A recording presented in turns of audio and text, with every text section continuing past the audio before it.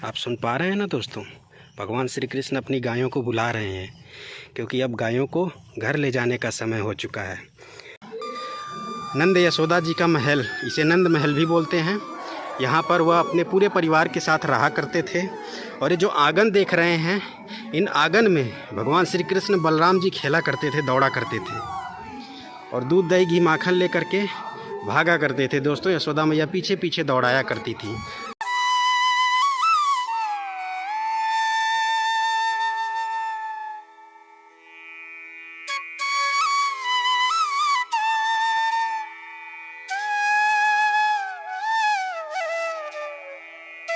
भगवान श्री कृष्ण का द्वापर युग का कमरा है जहाँ पर वो रहा करते थे। और चलिए आपको दर्शन करा देता हूँ। ये देखें, वही प्राचीन चौखट हैं, प्राचीन दरवाजे हैं, ये आप देख पा रहे हैं दोस्तों। तो ये यशोदा मैया के रसोई घर है दोस्तों, ये आप दर्शन करें। आज भी वही प्राचीनता है द्वापर युग वाली। ये देखें, ये देख रहे हैं मिट्टी का लेप है दोस्तों, ये सब मिट्टी का लेप है। ये आप देखें, मिट्टी का लेप है दोस्तों इस दीवारों पर, आप देख पा रहे हों। और ये जो काली पड़ी है छत रसोई घर की, जब यहाँ पर यशोदा मैया खाना पकाती थी तो चूल्हा जलता था तो उसके धुएं से काला पड़ा हुआ है, उसी टाइम का काला पड़ा हुआ है। और ये लाल वाली जो गाय है दोस्तों, भगवान श्री कृष्ण की श्यामा गऊ है, जिसके आप दर्शन कर पा रहे हैं। दिव्य दर्शन अंगूठा है और ये दाहिने पैर का निशान है। अच्छा, और ये उंगलियों के निशान है दोस्तों। ये देखिए 5 उंगली है, 1 2 3 4 5। जी। और ये देखें, उतने दूर पर्वत, जितने दूर उनके चरणों के निशान बने उतने दूर पर्वत धस चुका है दोस्तों। ये आप देख पा रहे हैं। अच्छा, ये गौ माता के पद चिन्ह, ये बंसी का निशानी भी है।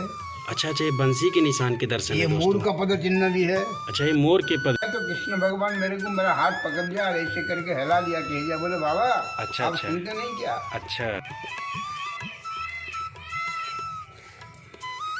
कितनी दिव्य स्थान के मैं आपको दर्शन करा पा रहा हूँ, इसका मैं शब्दों में वर्णन नहीं कर सकता दोस्तों। ये देखें, सामने टेर कदम सरोवर, अद्भुत संगम का दर्शन आप कर रहे हैं दोस्तों। नंद बाबा की गौशाला है दोस्तों, नंद बाबा की द्वापर युग की प्राचीन गौशाला के मैं दर्शन करा रहा हूँ यशोदा कुंड के पास। ये दिव्य दर्शन करें आप गौ माता के। ये जो गौ माता है दोस्तों, ये कहीं न कहीं द्वापर युग में नंद बाबा की जो गौ होती थी, गौ माताएं होती थी, उन्हीं की वंशज हैं दोस्तों ये सब, जिनके आप दर्शन कर रहे हैं दिव्य गौ माताओं के। ये देखें, राधे राधे दोस्तों। ब्रजमंडल के श्री नंदगांव धाम में आ चुका हूँ और अभी हम हैं दोस्तों नंदगांव की मेन मार्केट में। आप देख पा रहे हैं, ये नंदगांव की मेन मार्केट है दोस्तों। इस वीडियो में आज मैं आपको संपूर्ण नंदगांव के दर्शन कराने वाला हूँ, तो वीडियो में आप अंत तक बने रहिएगा। सबसे पहले तो हम चलते हैं, आपको नंद बाबा के महल के दर्शन कराते हैं दोस्तों, जो कि नंदीश्वर पर्वत के ऊंची चोटी पर विराजमान है दोस्तों। पूरा नंदगांव नंदीश्वर पर्वत पर बसा हुआ है दोस्तों। और नंदीश्वर पर्वत के सबसे ऊंचे शिखर पर नंद बाबा का महल है, जिसे नंद भवन या फिर कह सकते हैं नंद मंदिर के नाम से, नंद यशोदा महल के नाम से भी जाना जाता है। तो चलिए सबसे पहले तो हम आपको नंदगांव के प्रमुख मंदिर नंद महल के दर्शन करवाते हैं।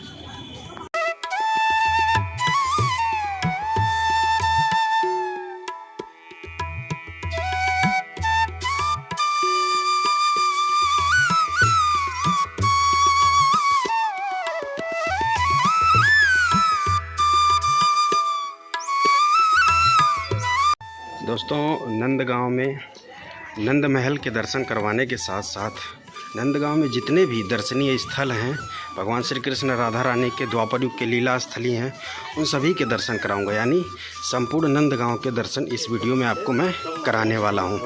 तो आपको ये बता देता हूं दोस्तों कि सबसे पहले मैं आपको नंद बाबा के प्राचीन घर के दर्शन कराऊँगा इस वीडियो में। नंदगांव में नंद बाबा का नंदीश्वर पर्वत पर 2 घर है दोस्तों। एक तो वो घर है जिसमें वो सबसे पहले जिसको उन्होंने बनाया यहाँ नंदगांव में नंदीश्वर पर्वत पर, उसे प्राचीन नंद यशोदा भवन के नाम से भी जाना जाता है। इसके बाद उन्होंने जो है अपना एक महल बनवाया, जो कि इस नंदीश्वर पर्वत की सबसे ऊंची चोटी पर है दोस्तों। वैसे हैं दोनों द्वापर युग के ही, दोनों घर जो हैं द्वापर युग के हैं, 5,500 वर्ष प्राचीन हैं। तो सबसे पहले मैं आपको प्राचीन घर के दर्शन कराऊंगा, जो उनका सबसे पहला घर था नंदगांव में, जिसको उन्होंने बनवाया था। सबसे पहले उसको ही दर्शन कराऊंगा। उस वाले घर में आज भी यशोदा मैया के उस प्राचीन द्वापर युग के रसोई घर के दर्शन होते हैं। भगवान श्री कृष्ण के प्राचीन कमरे के दर्शन होते हैं, कोठरी के, जहाँ पर वो रहा करते थे। साथ ही साथ दोस्तों वहाँ पर वो काल कोठरी भी मौजूद है, जहाँ पर वह भगवान श्री कृष्ण को डराने के लिए यशोदा मैया बंद कर दिया करती थी जब भगवान श्री कृष्ण शरारतें ज़्यादा करते थे। तो सबसे पहले हम आपको पहले वाले घर के दर्शन कराएंगे, नंद बाबा यशोदा मैया के। इसके बाद हम नंदगांव का सबसे प्रमुख मंदिर है, हम उसे कह सकते हैं नंद बाबा का नया महल, उसके दर्शन कराएंगे।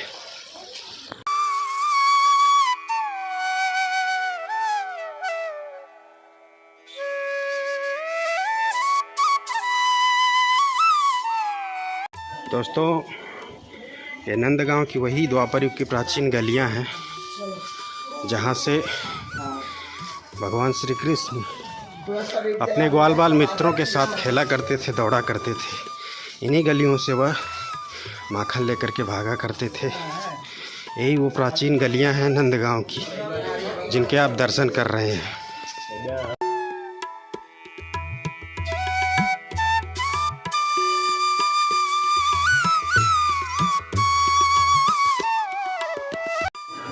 दोस्तों नंदगांव का जो प्रमुख नंद बाबा का महल है, या फिर कह सकते हैं नंद बाबा का जो दूसरा वाला घर है, नया वाला महल जो उन्होंने बनाया था, वो ये है।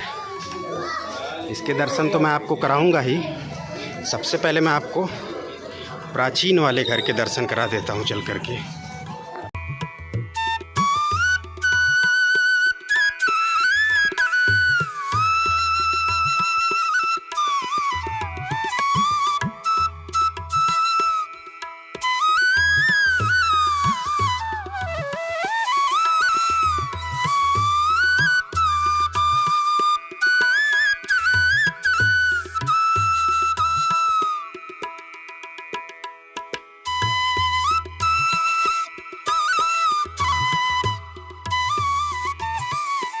अभी हम पहुंच चुके हैं दोस्तों नंद बाबा के पहले घर के पास। इसे श्री यशोदानंद प्राचीन मंदिर या फिर काला मंदिर के नाम से भी जाना जाता है। दोस्तों यही नंद बाबा यशोदा मैया का नंदगांव का पहला घर है। जब वो आए थे नंदगांव गोकुल से, तो जो सबसे पहला घर उन्होंने बनाया था वो यही है दोस्तों। यहाँ पे आज भी यशोदा मैया की प्राचीन रसोई के दर्शन होते हैं और उस काल कोठरी के दर्शन होते हैं, जहाँ पर वह भगवान श्री कृष्ण को डराने के लिए यशोदा मैया बंद कर दिया करती थी दोस्तों।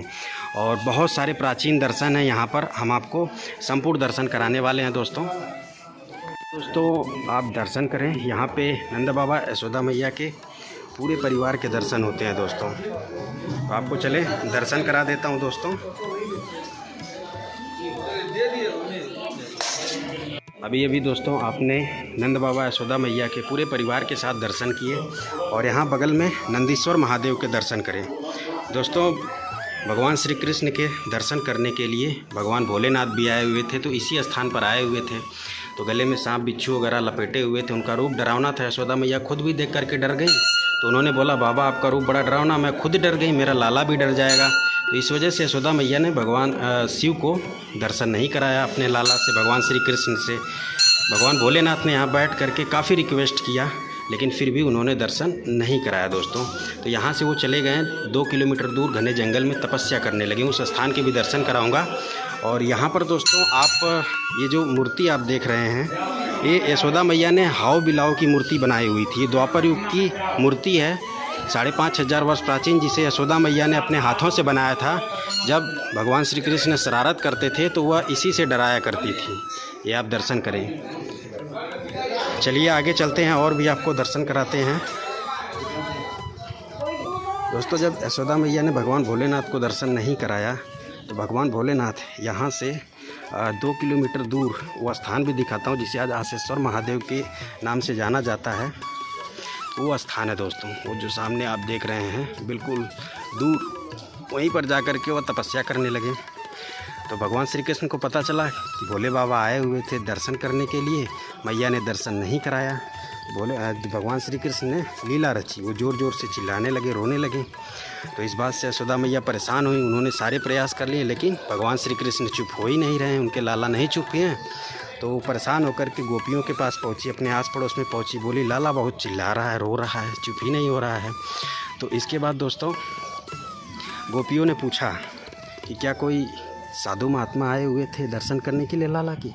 मैया ने बोला हाँ, एक बाबा आए हुए थे, रूप बड़ा डरावना था, सांप लपेटे थे, मैंने मना कर दिया। तो गोपियों ने बोला शायद उसी बाबा जी ने ही कान्हा पे कोई, लाला पे कोई टोना टोटका कर दिए होंगे, इसी वजह से वो रो रहे हैं। तो मैया ने बोला तब कैसे ठीक होंगे? तो गोपियों ने बोला वो बाबा जो हैं जिनको आप बता रही हैं वो बाबा वहाँ बैठे हुए हैं जंगल में, हमने देखा उनको। मैया ने बोला ठीक है, जब उन्होंने मतलब कुछ किया है तो वही ठीक भी करेंगे। तो मैया ने बोला जाइए आप लोग बुला करके लाइए। तो गोपियाँ गई दोस्तों, वहाँ से भगवान मतलब शिव जी को बुला करके लाएं। तो जैसे ही शिव जी ने सुना कि यशोदा मैया ने बुलाया है भगवान श्री कृष्ण को जो है झाड़ने फूकने के लिए, तो तुरंत वहाँ से वो चले हैं। तो यहीं पर आए दोस्तों, इसी स्थान पर। तो जैसे ही भगवान श्री कृष्ण से जो है यशोदा मैया ने भगवान शिव से मिला है, वैसे ही श्री कृष्ण कान्हा हंसने लगे, रोना धोना बंद हो गया और भगवान शिव को दर्शन हुए भगवान श्री कृष्ण के। तो यशोदा मैया ने बोला बाबा आप तो बड़े अच्छे हो, आपने मेरे लाला को ठीक कर दिया, आप वैसे आए कहाँ से हो? तो भगवान शिव ने बोला मैं काशी से आया हूँ। मैया ने बोला ऐसा, अब आपको काशी नहीं रहना है, आपको यहीं रहना है मेरे लाला के साथ। जब भी ये रोएगा, इसकी तबीयत ख़राब होगी, जब भी इसको कोई दिक्कत होगी आप ठीक कर देना। तो भगवान शिव तो बड़े प्रसन्न हुए क्योंकि उनकी बड़ी परम इच्छा थी कि भगवान श्री कृष्ण के साथ रहूँ मैं। तो लेकिन सिर्फ भगवान शिव ने बोला मेरी 2 शर्त है मैया। तो यशोदा मैया ने बोला क्या है? तो शिव जी ने बोला कि आपका लाला जिस जल से नहाएगा उसी जल का आप एकत्रित करके मेरा स्नान करवाना, और आपका लाला जो खाएगा उसी के जूठन मुझे देना खाने के लिए। दोनों शर्तें यशोदा मैया मान गई और भगवान शिव यहाँ पे विराजमान हो गए नंदीश्वर महादेव के रूप में भगवान श्री कृष्ण के साथ। और इसीलिए दोस्तों द्वापर युग में जितनी भी लीलाएँ भगवान श्री कृष्ण ने पूरे संपूर्ण ब्रज 84 कोष में किया, उन सभी स्थानों पर भगवान शिव किसी न किसी रूप में विराजमान रहें और भगवान श्री कृष्ण की दिव्य लीलाओं का अपने आँखों से साक्षात दर्शन किया दोस्तों। और ये आप दर्शन करें दोस्तों, इस प्राचीन घर के, इस प्राचीन महल के ये आप दर्शन करें। सबसे पहला घर नंद बाबा यशोदा मैया ने नंदगांव में यही बनाया, जिसके आप दर्शन कर पा रहे हैं दोस्तों। और एक कन्हैया का भवन है, भगवान श्री कृष्ण का द्वापर युग का कमरा है जहाँ पर वो रहा करते थे। और चलिए आपको दर्शन करा देता हूँ। देखें वही प्राचीन चौखट हैं, प्राचीन दरवाजे हैं, ये आप देख पा रहे हैं दोस्तों। और ये देखिए इस कमरे में यशोदा मैया जो दूध दही माखन की मटकी होती थी ऊपर टांग देती थी, लेकिन इसके बावजूद भगवान श्री कृष्ण अपने मित्रों के सहयोग से ऊपर तक पहुंच जाते थे और दूध दही घी माखन उतार लेते थे, मटकियाँ फोड़ देते थे और खाते थे चुरा चुरा करके। शरारतों से तंग होकर के यशोदा मैया ऐसे ही उनको समझाया करती थी दोस्तों। तो ये प्राचीन कमरे के दर्शन कराया भगवान श्री कृष्ण के।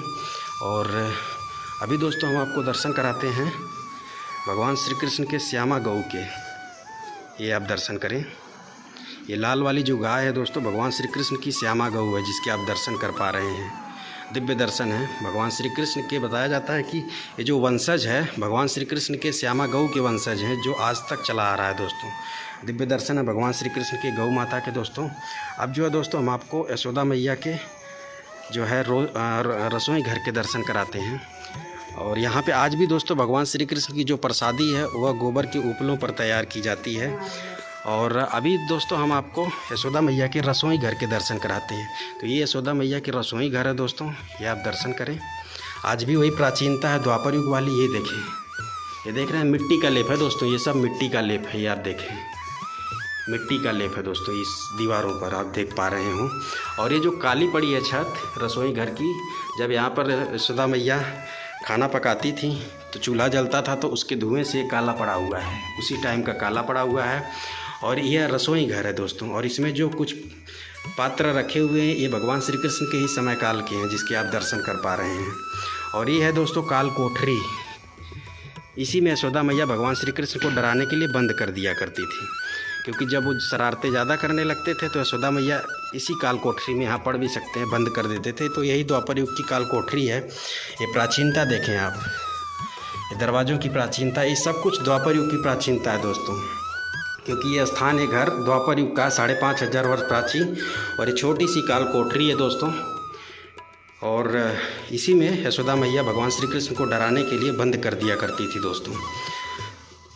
ये सब कुछ देखें कितना प्राचीन है दोस्तों, ये देखें आप। और मैं यहाँ से आपको थोड़ा दर्शन कराता हूँ। जो दूसरा वाला घर बनाया था नंद बाबा यशोदा मैया ने, यहाँ से उस घर के भी दर्शन होते हैं।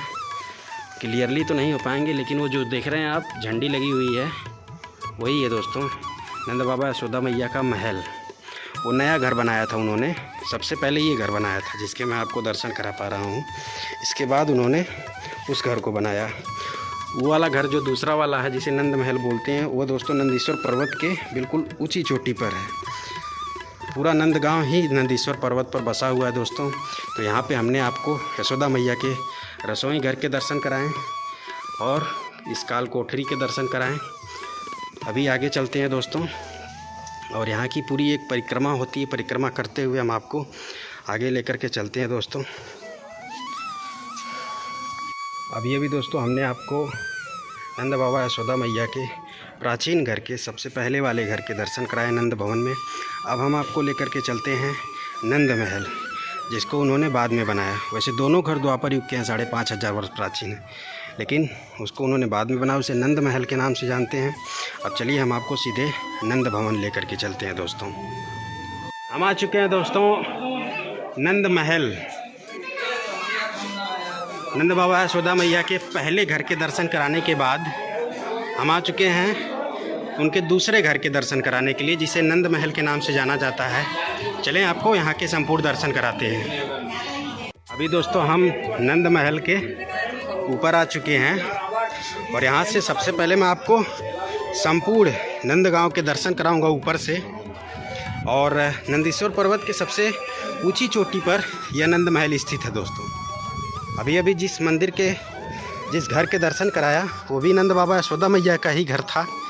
सबसे पहला घर वही था दोस्तों इस नंदगांव में, नंद बाबा यशोदा मैया का।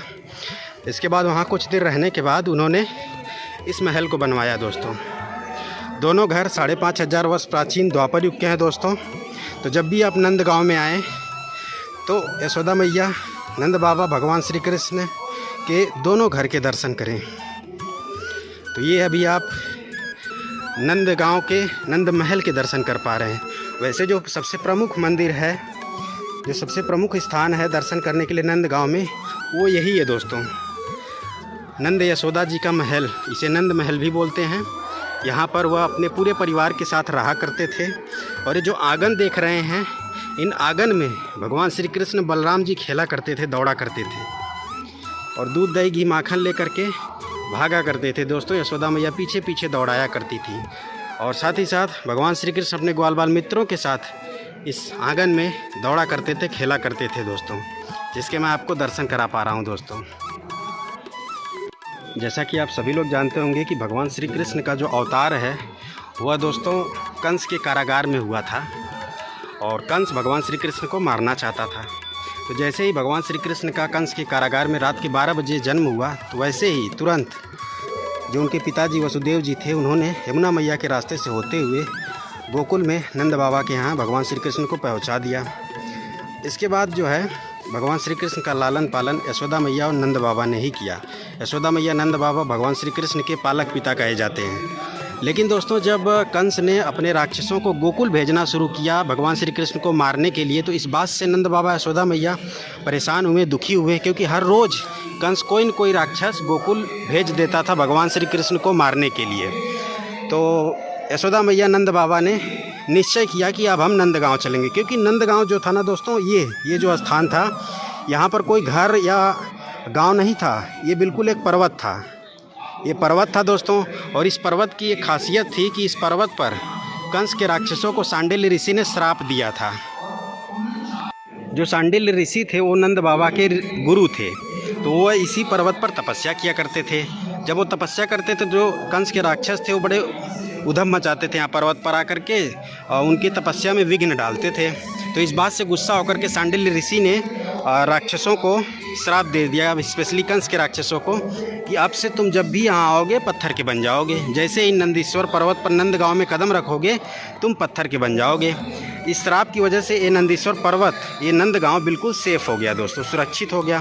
तो इसी वजह से नंद बाबा यशोदा मैया ने यहाँ आने का निश्चय किया, तो यहाँ पर चले आए। उस टाइम भगवान श्री कृष्ण की उम्र थी लगभग 2.5 से 3 साल के, 3 साल के आसपास की उम्र थी जब यहाँ पर आए। यानी 3 साल तक, 3 साल का जीवन यापन भगवान श्री कृष्ण का गोकुल में हुआ। उसके बाद जितना भी यहाँ रहे, यहाँ बताया जाता है 9 साल के आसपास रहे हैं इस स्थान पर नंदगांव में। तो यहाँ पर जब आ गए नंद बाबा यशोदा मैया, तो उनके साथ साथ गोकुल के जो उनके ब्रजवासी थे दोस्तों, नंद बाबा यशोदा मैया के, वो भी यहाँ पर उनके साथ चले आए दोस्तों। और मैं बताता हूँ, जब नंद बाबा यशोदा मैया यहाँ आए तो उन्होंने सबसे पहला जो अपना घर बनाया उसके मैं आपको दर्शन करा देता हूँ।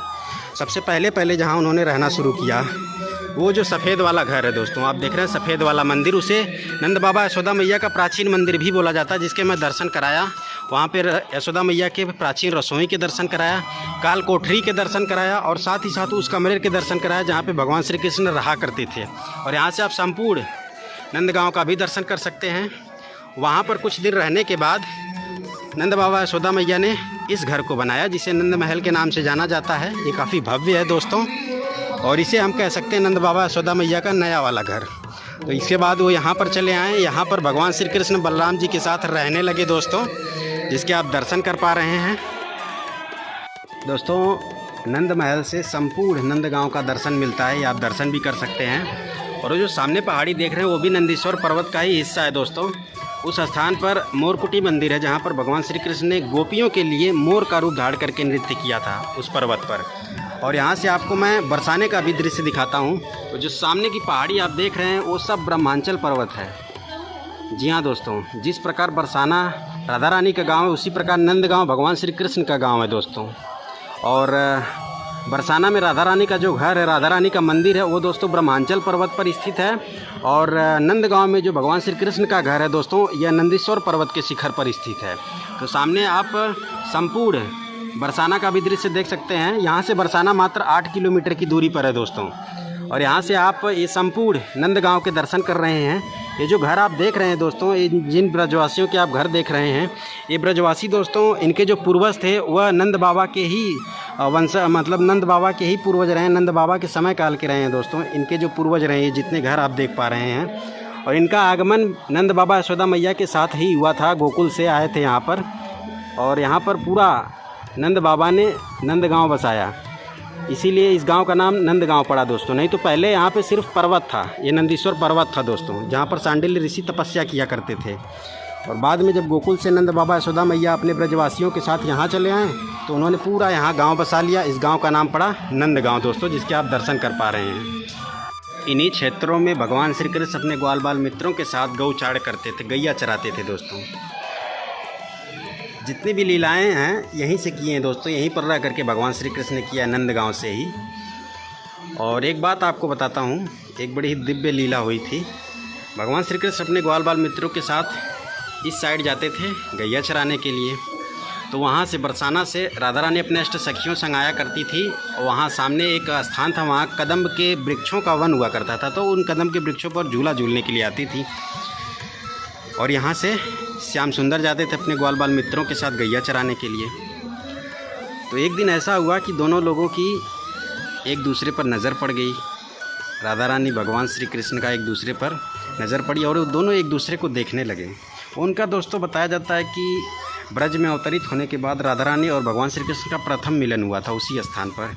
वो स्थान नंदगांव और बरसाना से बिल्कुल मध्य में पड़ता है दोस्तों, जिसे आज प्रेम सरोवर के नाम से जाना जाता है। जब उनका प्रथम मिलन हुआ तो दोनों लोग एक दूसरे से मिल करके रोने लगे। उनके दोनों लोगों की आंखों से आंसुओं की धार फूट पड़ी, और उनका आंसू एक जगह इकट्ठा हुआ, एक सरोवर बना, उसे प्रेम सरोवर के नाम से आज जाना जाता है।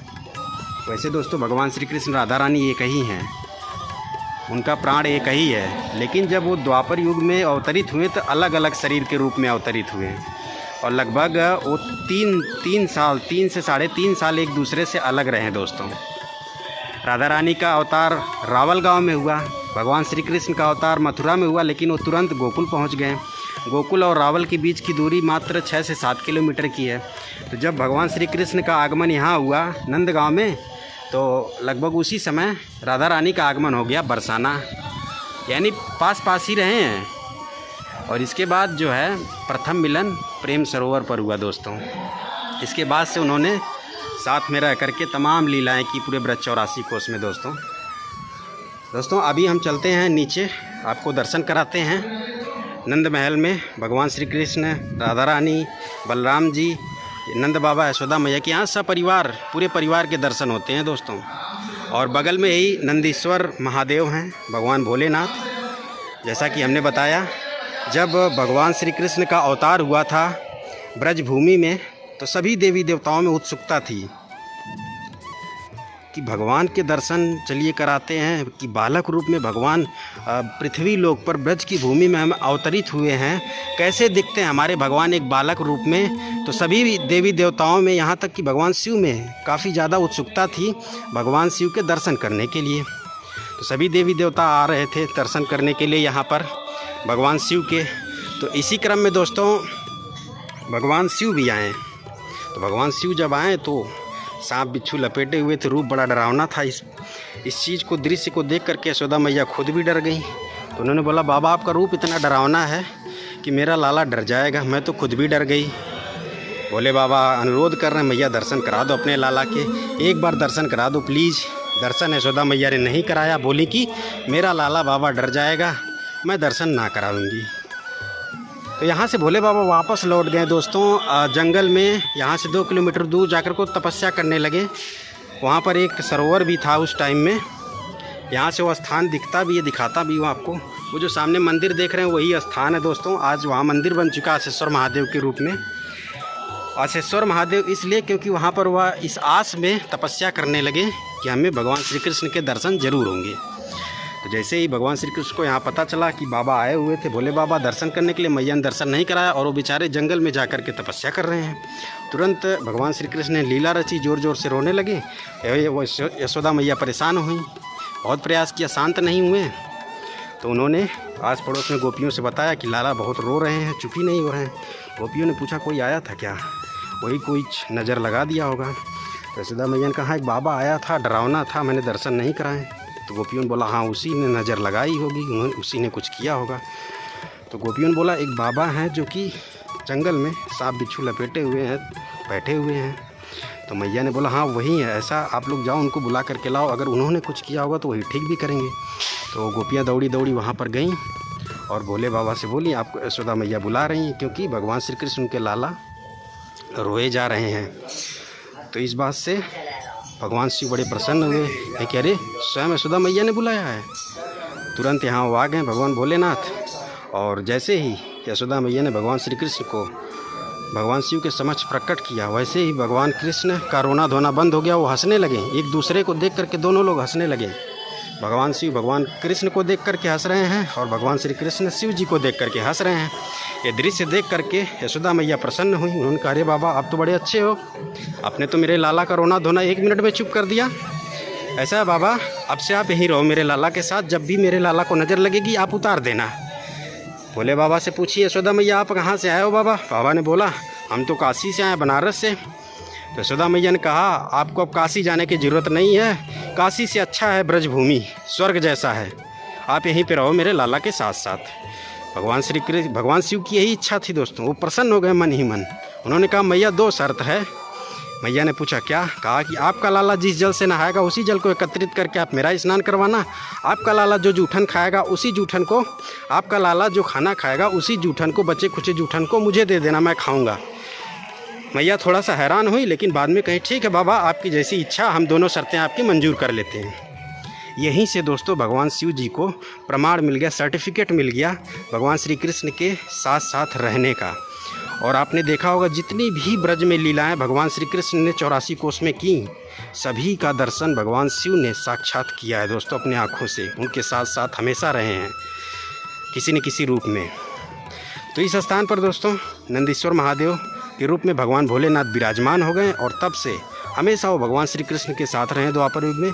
पूरे ब्रज 84 कोस में जितनी भी लीलाएँ भगवान श्री कृष्ण ने राधा रानी संग, ब्रजवासियों संग, ग्वाल बाल मित्रों संग किया, उन सभी लीलाओं का साक्षात दर्शन किया भगवान शिव ने दोस्तों। तो ऐसी लीला है, दिव्य लीला है दोस्तों भगवान शिव की और भगवान श्री कृष्ण की दोस्तों। और बता दूं कि जब भगवान श्री कृष्ण का अवतार होने वाला था इस ब्रज भूमि में, तो भगवान भोलेनाथ ने पहले से ही कह दिया था कि हे प्रभु, आप जहाँ अपना घर बनाना, जहाँ निवास बनाना, जहाँ पर आपके चरण पड़ेंगे वहाँ मुझे पर्वत बना देना, उसी पर्वत के ऊपर अपना घर बनाइएगा प्रभु जी। तो उनकी इस इच्छा को पूरा करते हुए दोस्तों भगवान श्री कृष्ण ने इस नंदीश्वर पर्वत को विराजमान किया। यहाँ पर भगवान शिव स्वयं पर्वत के रूप में विराजमान हैं, जिसे नंदीश्वर पर्वत के नाम से जाना जाता है दोस्तों। और इसी पर्वत पर भगवान श्री कृष्ण के चरण पड़े हैं, राधा रानी के चरण पड़े हैं, ब्रजवासियों के चरण पड़े, उनके ग्वाल बाल मित्रों के चरण पड़े और ऐसा सौभाग्य प्राप्त हुआ भगवान शिव जी को। अभी दोस्तों हम चलते हैं नीचे मंदिर में, आपको दर्शन कराते हैं।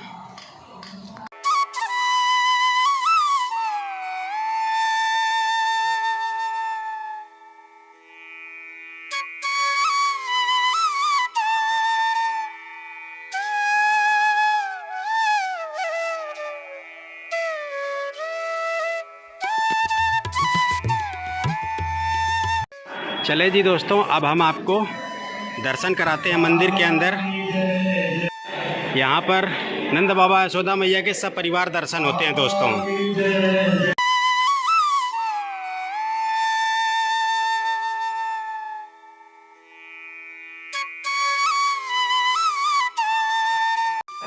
दोस्तों यहाँ पर आप नंदीश्वर महादेव के दर्शन करें, भगवान भोलेनाथ के। इसी स्थान पर भगवान भोलेनाथ आए हुए थे भगवान श्री कृष्ण के दर्शन करने के लिए, तो यशोदा मैया ने यहाँ से उनको वापस कर दिया था। और ये जो शिवलिंग आप देख रहे हैं, ये दोस्तों स्वयं प्रकट हुई है। ये शिवलिंग, ये द्वापर युग की दिव्य शिवलिंग है भगवान भोलेनाथ की, नंदीश्वर महादेव की। बहुत ही शक्तिशाली शिवलिंग है, बहुत ही शक्तिशाली स्थान के आप दर्शन कर रहे हैं भोलेनाथ के।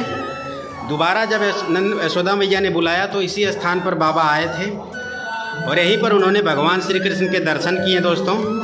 दिव्य नंदीश्वर महादेव के आप दर्शन कर पा रहे हैं यहाँ पर।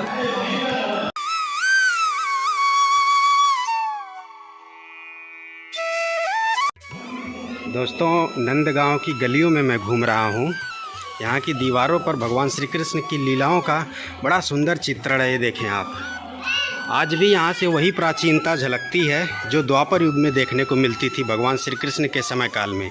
इन्हीं गलियों में वह घूम घूम करके अपने ग्वाल बाल मित्रों के साथ खेला करते थे, दौड़ा करते थे। इन गलियों में उनके चरण पड़े हैं दोस्तों। ये बड़ी पवित्र गलियां हैं नंदगांव की, जिनके मैं आपको दर्शन करा रहा हूं।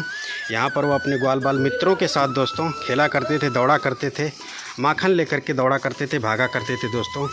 इन्हीं घरों में वह दूध दही माखन चुरा चुरा करके लेकर के भागा करते थे दोस्तों। भगवान श्री कृष्ण की ये नंदगांव की प्राचीन गलियाँ हैं, जिनके आपको मैं दर्शन करा रहा हूँ दोस्तों। ये आप देख पा रहे हैं, प्राचीनता झलक रही है यहाँ की गलियों में दोस्तों। और वो ऊपर नंद महल, जिसके मैंने अभी अभी आपको संपूर्ण दर्शन कराए हैं दोस्तों।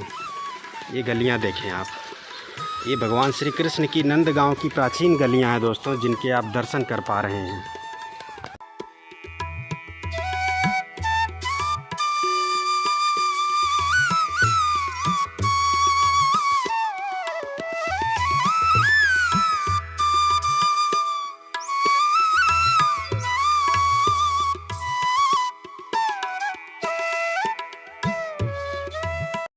अब अगला जो दर्शन है वो हम आपको कराएंगे मोरकुटी मंदिर के, नंदगांव के मोरकुटी मंदिर के, जहाँ पर भगवान श्री कृष्ण ने गोपियों के लिए मोर का रूप धारण करके नृत्य किया था।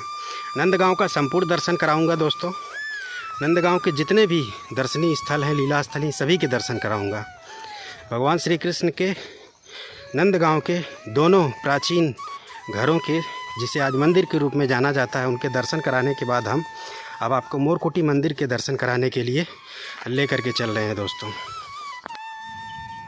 जिस पर्वत को मैं दिखा रहा था आपको नंद महल से, उसी पर्वत पर मैं आ चुका हूं दोस्तों। ये पर्वत भी नंदीश्वर पर्वत का ही हिस्सा है। इसी पर मोरकुटी मंदिर स्थित है, भगवान श्री कृष्ण की दिव्य लीला स्थली।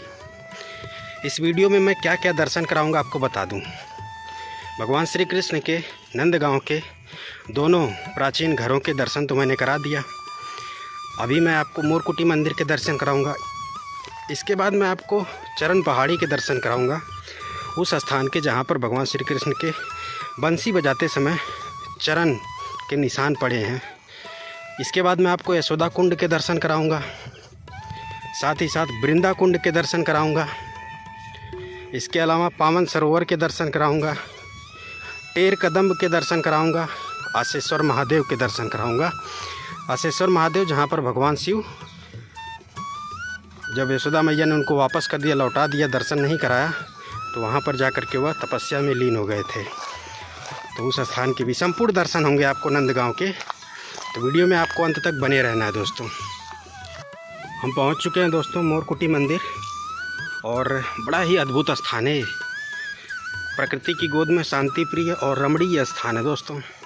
और यहाँ पर रासमंडल बना हुआ है, भगवान श्री कृष्ण राधा रानी का रासमंडल है। और यहाँ पर वो आज भी आते हैं रासलीला करने के लिए, भगवान श्री कृष्ण राधा रानी। और ये भगवान श्री कृष्ण राधा रानी का सिंहासन है दोस्तों, जहाँ पर वो विराजमान रहते हैं। और यहाँ पर राधा रानी की अष्ट सखियाँ रासलीला करती हैं दोस्तों। ये देखें आप, यहाँ पे कुटिया बनी हुई हैं जहाँ पर संत रहते हैं, यहाँ की सेवा करते हैं इस स्थान की, और साथ ही साथ भगवान श्री कृष्ण की भक्ति करते हैं दोस्तों। और यहाँ पे मैं आपको दर्शन भी कराऊंगा। यही वो स्थान है, यही वो मंदिर है मोरकुटी मंदिर, जहाँ पे भगवान श्री कृष्ण मोर का रूप धारण करके नृत्य किए थे। बड़ा ही सुंदर मंदिर है, दर्शन कराऊंगा आपको। और यहाँ पे आप भगवान श्री कृष्ण के दर्शन करें, भगवान श्री कृष्ण के मयूर रूप के साक्षात दर्शन आप करें दोस्तों, दिव्य दर्शन। ये देखें आप, ओ हो, अद्भुत अलौकिक दर्शन है दोस्तों भगवान श्री कृष्ण के।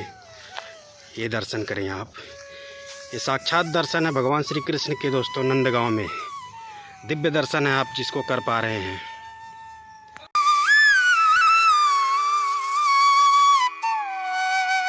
इस स्थान पर देखें तो रंग बिरंगे फूलों के पेड़ हैं दोस्तों। और यहाँ पे बाबा जी लोगों ने इस स्थान को बड़ा ही रमणीय बनाया हुआ है, बड़ा ही सुंदर बनाया हुआ है दोस्तों। ये छोटे छोटे मंदिर भी बने हुए हैं दोस्तों। यहाँ पे संत की समाधि भी बनी हुई है। बहुत ही अद्भुत और अलौकिक रमणीय स्थान है दोस्तों। प्रकृति की गोद में नंदीश्वर पर्वत पर यह स्थान स्थित है दोस्तों। चले जी, अब हम मोरकुटी मंदिर के आपको दर्शन करवाते हैं। भगवान श्री मोर बिहारी जी के दर्शन कराते हैं। और यहाँ पे देखें बाबा जी की कुटिया बनी हुई। कुटिया आपको दिखाता हूँ कि कितना साधारण, कितना सामान्य और कितना कठिन जीवन होता है संतों का। ये देखें बाबा जी की कुटिया है, और ये बाबा जी की छोटी सी रसोई है दोस्तों। ये देखें लकड़ी है और ईंट का चूल्हा है।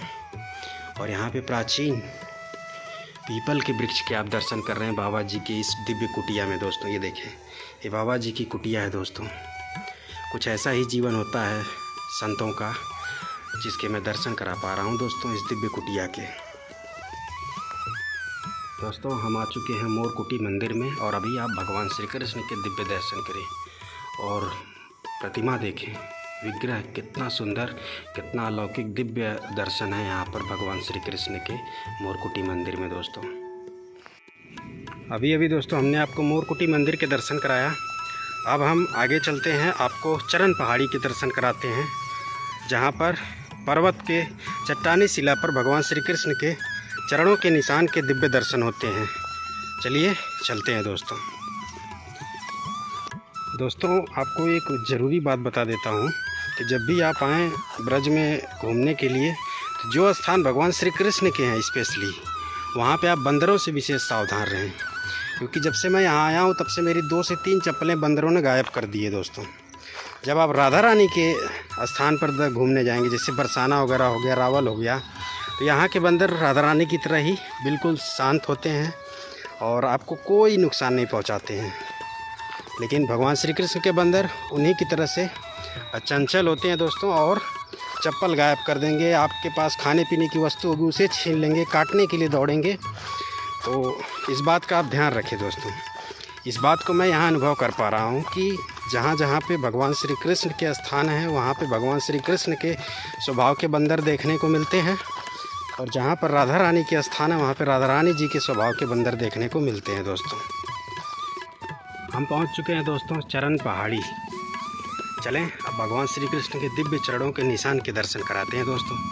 ये जो आप मंदिर देख रहे हैं यही वो स्थान है दोस्तों जिसे चरण पहाड़ी के नाम से जाना जाता है। ये नंदगांव की चरण पहाड़ी भी कही जाती है दोस्तों। यहाँ पर्वत पर एक चट्टानी शिला पर भगवान श्री कृष्ण के चरणों के निशान अंकित हैं जब वो बंसी बजा रहे थे दोस्तों। और यहाँ पे द्वापर युग का एक प्राचीन वृक्ष है, ये आप दर्शन करें इसके। और यहाँ पे गौ माता के भी आप दिव्य दर्शन कर सकते हैं दोस्तों।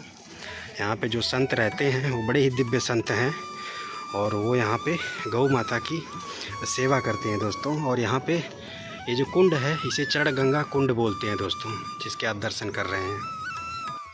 चले जी दोस्तों, अब हम आपको भगवान श्री कृष्ण के दिव्य चरणों के निशान के दर्शन कराते हैं। और ये वृक्ष भी बहुत दिव्य है दोस्तों।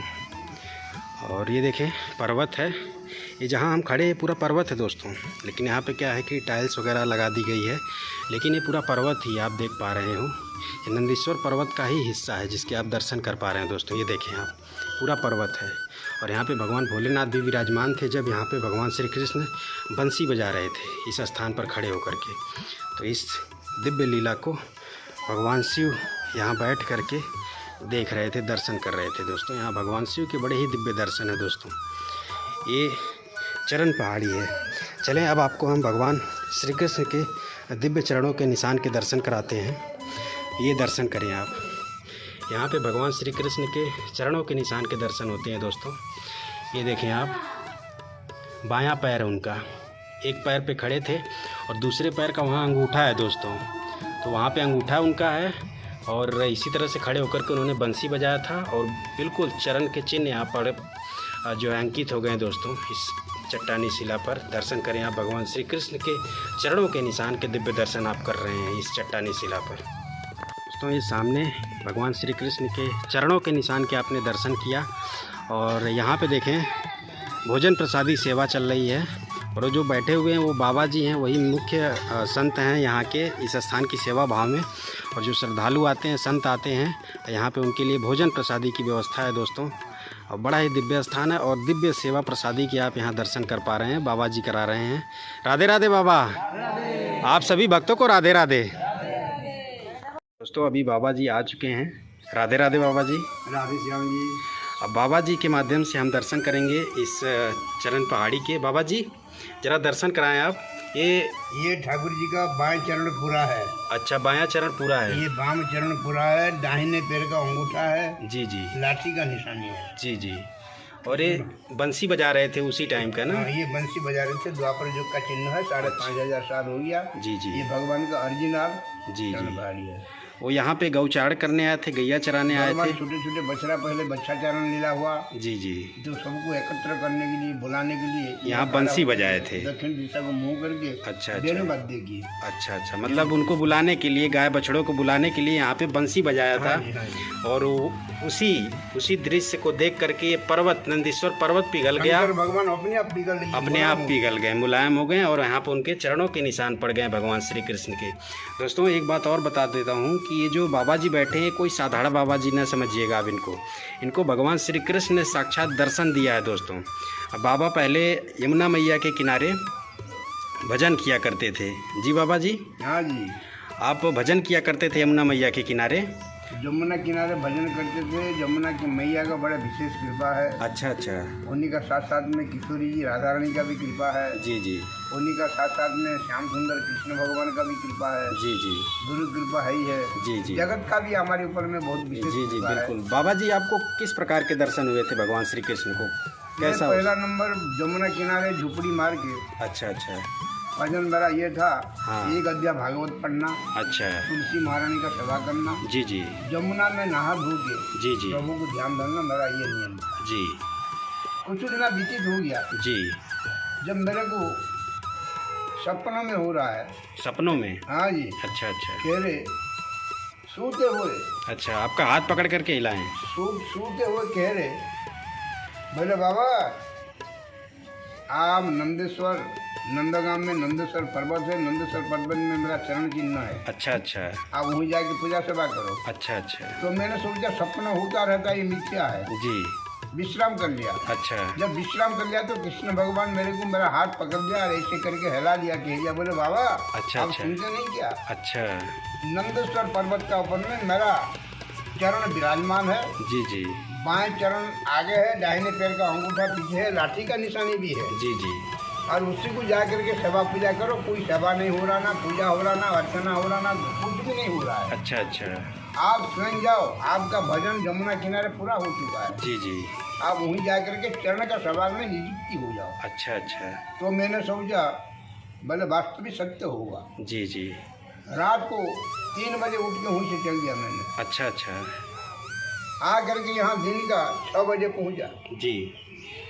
यहाँ आके मैंने खोज लगाया। जी जी। पहले मेरे को गणेश जी महाराज जी मिले। अच्छा अच्छा। गणेश जी का पीछे देखा तो गुप्त गंगा भी मिला, बहुत बढ़िया मीठा पानी। अच्छा अच्छा। उसका बाद में आगे आया तो मेरे को चरण गंगा दर्शन हो गया, सामने प्रत्यक्ष दिख रहा है। जी जी।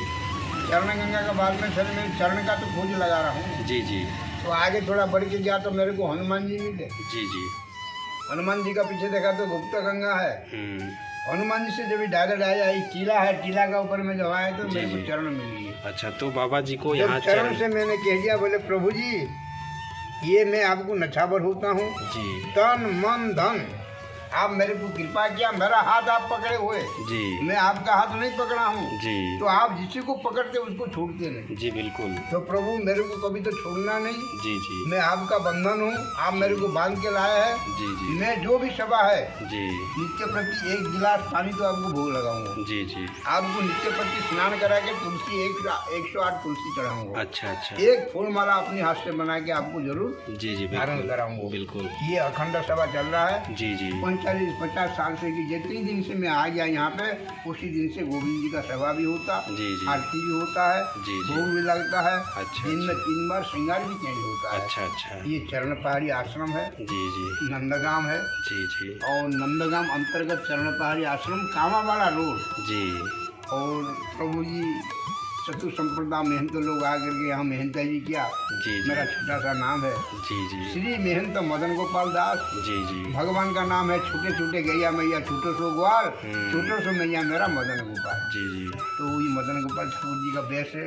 जी जी और चरण को उसी दिन से बरकरार सभा चल रहा है। जी जी इन्हीं का माध्यम से अभी गौ भी है, जी जी मंगली गौ है, कामधेनु गौ है, अवंती गौ है, सूरभि गौ है। सब गौ रूप का नाम दे रखा, गौ सभा भी हो रहा है जो जी दिख रहा है। जी जी आपको हम बार बार आशीर्वाद दे रहे हैं जी जी और बिल्कुल। बार बार अभिनंदन अभिवंदन कर रहे हैं बहुत बहुत धन्यवाद कि बाबा। आप इतनी बड़े प्रभु जी का 5,500 साल का प्राचीन चरण चिन्ह को भक्त लोग को दर्शन कराओगे। जो भक्त दर्शन करेगा, मन में कोई शंका भी होगा, वो भक्त को डायरेक्ट कहना नंदगाम चरण पहाड़ी जाइए शंका समाधान करने के लिए। जी जी शंका जरूर समाधान होगा। जो भक्त आगे पूछेगा उसको जरूर बताएंगे। आपको हम बार बार धन्यवाद दे रहे हैं। राधे राधे बाबा राधे। जय श्री राधे, जय श्री कृष्ण। और जहाँ तक भी है ये चैनल हमारी आदित्यनाथ महाराज जी, उत्तर प्रदेश का मुख्यमंत्री और सारा भारत का मुख्यमंत्री दामोदर दास मोदी जी ये जरूर सुनेंगी और चरण पहाड़ी के लिए कुछ ना कुछ जीर्णोद्धार भी करेंगे। जी जी ये मेरा पूरा भरोसा है जी। और मेरा पूरा विश्वास भी है जी जी ये होगा जरूर। क्योंकि ऐसे ऐसे स्थान पे, ऐसे ऐसे भगवान का चरण चिन्ह पे मैं चाहता हूँ कि हमारी बड़े बड़े मंत्री लोग भी आकर के इसको दर्शन जरूर करें जी जी बिल्कुल। भगवान का। क्योंकि ये सुप्रीम कोर्ट है जी जी सनातन धर्म के लिए। जी। यहाँ का दर्शन करने से हरिहर का दर्शन होता है। जी जी हरि माने कृष्ण, हर माने महादेव। ये पर्वत का नाम है नंदेश्वर, चरण है नंदलाला का। जी। बोलो नंद के लाला की जय हो। बोलो सामलिया स्पीड की जय हो। बोलो गौ माता की जय हो। नंदगाम नंदगौर बस्ती की जय हो। नंद बाबा जसोदा मैया धनसुका मनसुका सुदाम सुबल की जय जय हो। जय जय हो। जय जय श्री राधे राधे। श्याम। दोस्तों, बाबा जी ने बताया और बाबा जी के हाथों को पकड़ करके भगवान श्री कृष्ण ने जगाया जब ये सोए हुए थे। दोस्तों, यमुना मैया के किनारे भजन किया करते थे। भगवान श्री कृष्ण सबसे पहले तो सपने में आए, तो बाबा जी के सपने में आए तो बाबा जी को लगा ये कोई मिथ्या होगा, कोई ऐसा ही झूठा चीज़ होगा। लेकिन तब तक जो है भगवान श्री कृष्ण ने इनके हाथों को पकड़ करके झकझोर करके उठाया कि बाबा ऐसा है कि नंदगांव में नंदीश्वर पर्वत पर मेरे चरण चिन्ह पड़े हुए हैं, वो स्थान खाली है, आप जाइए वहाँ की सेवा करिए, आपका भजन पूरा हो गया। तो बाबा जी को दिव्य दर्शन हुए भगवान श्री कृष्ण के, तब से लेकर के आज तक बाबा जी इस स्थान की सेवा कर रहे हैं, भगवान श्री कृष्ण के चरणों के सेवा कर रहे हैं दोस्तों। नित्य प्रतिदिन सेवा चल रही है यहाँ पर। और तो हमने बाबा जी से अनुरोध किया तो तुलसी मैया को थोड़ा सा उन्होंने हटाया चरणों से, तो अभी आप चरणों के दर्शन करें दोस्तों। तो अगर आप ध्यान से देखें तो इतने दूर इतने दूर जो है पर्वत जो है धंस चुका है। देखें आप ध्यान से, चट्टानी शिला धंस चुकी है। देखें आप, अभी आपको इसमें वज्र है, अंकुशो है, ध्वजो है, तुतपत्र है, नारियल है, शंख भी है, कमल का फूल भी है। अच्छा। इसमें 24 निशानी है ठाकुर जी का चरण। अच्छा। प्रत्येक जो देखने वाले देखो पूरा साफ है। जी। और ये दाहिने पैर का अंगूठा है, और ये दाहिने पैर का लाठी का निशानी है। अच्छा। और ये उंगलियों के निशान है दोस्तों, ये देखिए 5 उंगली है, 1 2 3 4 5। जी। और ये देखें उतने दूर पर्वत, जितने दूर उनके चरणों के निशान बने उतने दूर पर्वत धंस चुका है दोस्तों। ये आप देख पा रहे हैं। अच्छा, ये गौ माता के पद चिन्ह है। ये बंसी का निशानी भी है। अच्छा, ये बंसी के निशान के दर्शन है दोस्तों। मोर का पद चिन्ह भी है। अच्छा, ये मोर के पद चिन्ह है दोस्तों। इतने सारे यहाँ पे चिन्ह के दर्शन होते हैं इस भगवान श्री कृष्ण के चरण पहाड़ी पर। दिव्य दर्शन बाबा जी ने कराया दोस्तों। बाबा जी का दिल से धन्यवाद। राधे राधे बाबा। राधे। चरण पहाड़ी के दर्शन कराने के बाद अब हम आपको यशोदा कुंड के दर्शन कराने वाले हैं दोस्तों। और ये जितने भी स्थान के मैं दर्शन करा रहा हूँ ये सभी नंदगांव के नंदीश्वर पर्वत के तलहटी में है दोस्तों। आइए देखें आप, यहाँ से आप नंद महल के भी दर्शन कर सकते हैं। नंदीश्वर पर्वत पर विराजमान नंद महल, जिसके दर्शन मैं करा चुका हूँ दोस्तों। और इस वीडियो में हम संपूर्ण दर्शन करा रहे हैं नंदगांव के दोस्तों, तो वीडियो में आप अंत तक बने रहिएगा।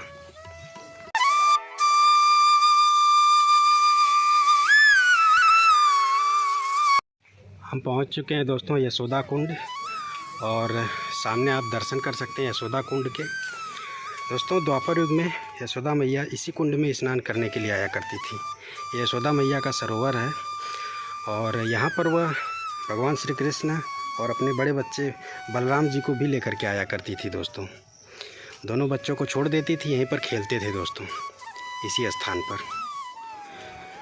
और यशोदा मैया अपना स्नान ध्यान वगैरह किया करती थी इस सरोवर में। ये आप दर्शन करें, यही है दोस्तों यशोदा कुंड जिसके आप दर्शन कर पा रहे हैं। और यहाँ पे भगवान भोलेनाथ के भी दर्शन होते हैं। जब यहाँ पर मैया दोनों बच्चों को भगवान श्री कृष्ण और बलराम जी को लेकर के आती थी तो वो यहाँ पर खेलने लगते थे। तो इस मनमोहक दृश्य का दर्शन करने के लिए भगवान शिव भी यहाँ विराजमान रहते थे दोस्तों। और यहाँ पे रासमंडल बना हुआ है। ये कदम्ब के वृक्ष हैं, भगवान श्री कृष्ण के सबसे प्रिय वृक्ष, पसंदीदा वृक्ष कदम्ब के वृक्ष, जिनकी डाल पर बैठ करके वह बंसी बजाया करते थे दोस्तों। ये रासमंडल द्वापर युग का 5500 वर्ष प्राचीन रासमंडल, जहाँ बताते हैं आज भी भगवान श्री कृष्ण आते हैं राधा रानी संग, यहाँ रासलीला करते हैं दोस्तों। ये कदम्ब के वृक्ष के आप दर्शन कर रहे हैं। यहाँ पे अनेकों कदम्ब के वृक्ष हैं, ये देखें आप, ढेर सारे कदम्ब के वृक्ष हैं। यहाँ पर भी देखें आप, ये सभी कदम्ब के वृक्ष हैं। और सामने तो पूरा कदम्ब का एक बगीचा ही बसाया गया है दोस्तों। ये दर्शन करें, कुछ प्राचीन वृक्ष भी हैं, कुछ वृक्षों को नया लगाया गया है। ये देखें, ये कदम्ब के वृक्षों का वन है दोस्तों, छोटा सा यशोदा मैया के कुंड के पास में। यहाँ पे आप भगवान भोलेनाथ के दर्शन करें दोस्तों। जब भगवान श्री कृष्ण बलराम जी यहाँ खेलते थे तो भगवान शिव यहाँ बैठ करके इस दृश्य का आनंद लेते थे दोस्तों। अभी दोस्तों दोपहर के आसपास का टाइम हो चुका है, तो इस वजह से मंदिर के कपाट बंद हैं। आप मानसिक रूप से यहाँ भगवान के दर्शन कर लें दोस्तों। यहाँ पर आप पढ़ भी सकते हैं यशोदा कुंड के बारे में। और यहाँ पर हाव बिलाव के भी दर्शन होते हैं। जिन राक्षसों को कंस ने भगवान श्री कृष्ण को मारने के लिए भेजा था वो यहाँ पत्थर बन गए हैं, और आज भी पत्थर के रूप में यहाँ पे मौजूद हैं। दर्शन कराता हूँ चल करके आपको, यहाँ बिल्कुल यशोदा कुंड के बगल में ही दोस्तों। यहीं पर दोस्तों हाव बिलाऊ जो राक्षस थे कंस के द्वारा भेजे गए थे, यहीं पर वो पत्थर बन गए। आज भी इन दोनों राक्षसों के पत्थर स्वरूप के दर्शन होते हैं, तो आपको दर्शन करा देता हूँ। ये देखें आप, एक ये जो है ये हाउ है, ये आप देख पा रहे हैं, ये वाला इधर वाला, ये जिसके मैं आपको दर्शन करा रहा हूँ। और वो वाला जो है वो बिलाऊ है दोस्तों। ये दोनों आए हुए थे भगवान श्री कृष्ण को मारने के लिए, तो यहाँ पर वो पत्थर के रूप में बन गए। ये देखें आप, जैसा कि मैंने बता चुका हूँ सारी स्टोरी। इस शांडिल्य ऋषि ने इनको श्राप दे दिया था कंस के राक्षसों को कि जब भी वह यहाँ नंदगांव में नंदीश्वर पर्वत पर कदम रखेंगे पत्थर के बन जाएंगे। तो यहाँ पे पत्थर के बन गए, इनके आज यहाँ दर्शन होते हैं। मैंने अभी आपको यशोदा कुंड और हाव बिलाऊ दर्शन कराया। अब जो है हम आपको नंद बाबा की प्राचीन गौशाला के दर्शन कराते हैं दोस्तों। बिल्कुल यशोदा कुंड के पास में ही है, तो चलें दर्शन कर लें आपको। चलें जी दोस्तों, आपको नंद बाबा की प्राचीन गौशाला के दर्शन कराते हैं। अरे वाह दोस्तों, ये देखिए छोटे छोटे बछड़े, कितने सुंदर दर्शन है दोस्तों। ये देखें आप, अद्भुत दर्शन है। और दर्शन कराते हैं आपको। यहाँ देखें गौ माता के ढेर सारी गौ माता के दर्शन आप कर पा रहे हैं। नंद बाबा की गौशाला है दोस्तों, नंद बाबा की द्वापर युग की प्राचीन गौशाला के मैं दर्शन करा रहा हूँ यशोदा कुंड के पास। ये दिव्य दर्शन करें आप गौ माता के। ये जो गौ माता है दोस्तों, ये कहीं न कहीं द्वापर युग में नंद बाबा के जो गौ होती थी, गौ माताएँ होती थी, उन्हीं की वंशज हैं दोस्तों ये सब, जिनके आप दर्शन कर रहे हैं दिव्य गौ माताओं के। ये देखें अद्भुत दर्शन है दोस्तों गौ माता के यहाँ पर। यशोदा कुंड और साथ ही साथ नंद बाबा की प्राचीन गौशाला के दर्शन कराने के बाद हम आपको कुछ गुफा मंदिर के दर्शन कराएंगे। जी हाँ दोस्तों, उन गुफाओं में कुछ दिव्य संत हुए थे जिन्होंने उन गुफाओं में तपस्या के माध्यम से भगवान के दर्शन किए हैं। ये सिद्ध गुफा मंदिर के नाम से भी स्थान जाना जाता है। यहाँ रासमंडल बना हुआ है और ये वो स्थान है जहाँ पर भजन स्थली है, सिद्ध गुफा है दोस्तों। आपको चलिए दर्शन कराते हैं। यहाँ बोर्ड भी लगा हुआ है। ये स्थान बिल्कुल दोस्तों कह सकते हैं कि यशोदा कुंड के बगल में ही है। ये उस तरफ यशोदा कुंड है दोस्तों और बिल्कुल बगल में ही यह स्थान है। चलें इन दिव्य गुफाओं के दर्शन कराने का आपको प्रयास करते हैं, जहाँ पे दिव्य संतों ने अपनी कठिन तपस्या से भगवान श्री कृष्ण राधा रानी के दर्शन किए हैं दोस्तों। तो ये वो स्थान है, ये देख पा रहे हैं आप, और स्थान बेहद प्राचीन है। ये दर्शन करें, लेकिन स्थान सुंदर भी है। ये देख पा रहे हैं आप, प्रकृति की गोद में यह स्थान है दोस्तों। यहाँ मंदिर भी बने हुए हैं। गुफा के दर्शन दोस्तों यहाँ पर होते हैं और यहाँ पे लिखा भी है पूज्य श्री श्री बाबा 1008 श्री बाल कृष्ण दास जी महाराज की ये भजन स्थली है। और वो जहाँ भजन करते थे वह एक गुफा थी दोस्तों, और ये सिद्ध गुफा है। सिद्ध गुफा से तात्पर्य यहाँ पर कृष्णदास महाराज जी को भगवान के दर्शन हुए थे इस गुफा के अंदर। तो चलें यही वो गुफा है दोस्तों। ये देख लें, यहाँ पे एक प्राचीन वृक्ष भी है और स्थान की रमणीयता अद्भुत है दोस्तों। ये संतों की कुटिया बनी हुई है, ये सब जो आप देख पा रहे हैं। और यहाँ पे भगवान भोलेनाथ का मंदिर है दोस्तों। तो चलें जी इस दिव्य गुफा के दर्शन कराते हैं। ये देखें दोस्तों, ये वो गुफा है, आप देख पा रहे हैं। और यहाँ पढ़ भी सकते हैं दोस्तों, प्राचीन सिद्ध गुफा यशोदा कुंड नंदगांव, परम पावन यशोदा कुंड के सम्मुख प्राचीन दिव्य सिद्ध गुफा 1008 श्री श्री बालकृष्ण दास जी महाराज की भजन स्थली है दोस्तों। और उनके बाद और उनके पहले भी यहाँ पर बहुत सारे संतों ने भजन किया है। और देर न करते हुए चलें, अब हम आपको इस गुफा के दर्शन कराते हैं। आपको एक बार चारों तरफ गुफा के दर्शन करा दें, ये देखें आप। और चलें देर न करते हुए दिखाते हैं दर्शन कर। देखिए ज़मीन के काफ़ी अंदर है दोस्तों ये गुफा। ये आप दर्शन करें दोस्तों इस दिव्य स्थान की। ये देखें, ये गुफा है, बिल्कुल छोटी सी है दोस्तों यह स्थान। और बाबा जी की यहाँ फ़ोटो भी लगी हुई है, आपको दर्शन करा देता हूँ। ये आप दर्शन करें बाबा जी के। और ये उनकी छोटी सी भजन स्थली है गुफा के रूप में, जहाँ पर उन्होंने तपस्या की, भजन किया भगवान का, तब जा कर के भगवान का दर्शन हुआ इस स्थान पर बाबा जी को। आप देखें दोस्तों, ज़मीन से कितना अंदर है गुफा। इसके अंदर बैठा हूँ दोस्तों मैं, और बिल्कुल ठंडक महसूस हो रही है इस गुफा के अंदर दोस्तों। और ये देखें ज़मीन का जो स्तर है यहाँ है, ऊपर है, और यहाँ से काफ़ी गहरी है गुफा दोस्तों, जिसके मैं आपको दर्शन करा रहा हूँ। और चलें अब यहाँ से हम बाहर निकलते हैं दोस्तों। बिल्कुल सकरा सा रास्ता है, ये पतला सा रास्ता था दोस्तों इस गुफा तक जाने के लिए। हमने अभी अभी दर्शन किया इस सिद्ध पवित्र गुफा के। यशोदा कुंड के दर्शन कराने के बाद दोस्तों अब हम आपको वृंदा कुंड के दर्शन कराने वाले हैं। ये सामने बोर्ड भी लगा हुआ है और आगे से लेफ़्ट साइड में लगभग 500 मीटर की दूरी पर वृंदा कुंड है। वृंदा देवी का प्राचीन स्थान है दोस्तों। वृंदा देवी का प्राचीन निवास स्थान है, इसके मैं दर्शन कराऊंगा, तो वीडियो में अभी आप बने रहिएगा दोस्तों।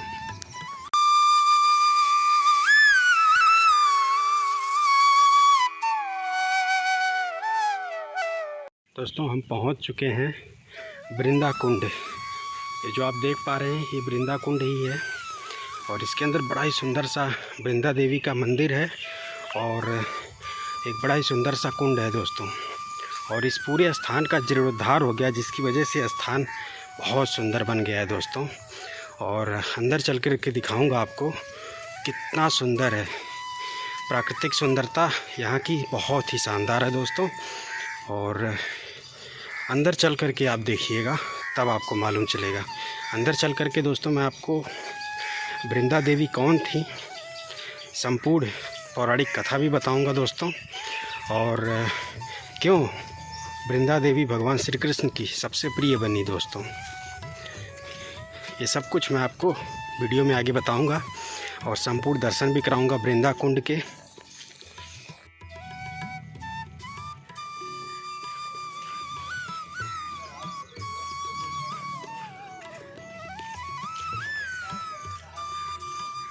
हम दोस्तों वृंदा कुंड के प्रांगण में प्रवेश कर चुके हैं और ये देखें रंग बिरंगे फूल और बीच में वृंदा कुंड के आप दर्शन कर पा रहे हैं दोस्तों। और ये कदम के वृक्ष के भी यहाँ दर्शन हो रहे हैं दोस्तों।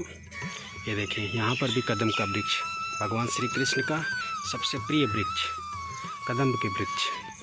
और वृंदा देवी का बड़ा ही सुंदर सा मंदिर भी बना हुआ है दोस्तों। और ये परिक्रमा मार्ग है वृंदा कुंड और वृंदा मंदिर का, वृंदा देवी मंदिर का ये परिक्रमा मार्ग है दोस्तों। ये देखें सफ़ेद रंग के पुष्प, बहुत अच्छे तरीके से इस स्थान को रमणीय और सुंदर बनाया गया है दोस्तों। और ये आप दर्शन करें वृंदा देवी मंदिर के, छोटा सा लेकिन बहुत ही अद्भुत और सुंदर मंदिर है दोस्तों वृंदा देवी का। ये आप दर्शन करें वृंदा देवी मंदिर के। और बिल्कुल सामने वृंदा देवी जी का कुंड है, वृंदा देवी जी का सरोवर है दोस्तों, जिसके आप दर्शन कर पा रहे हैं दोस्तों।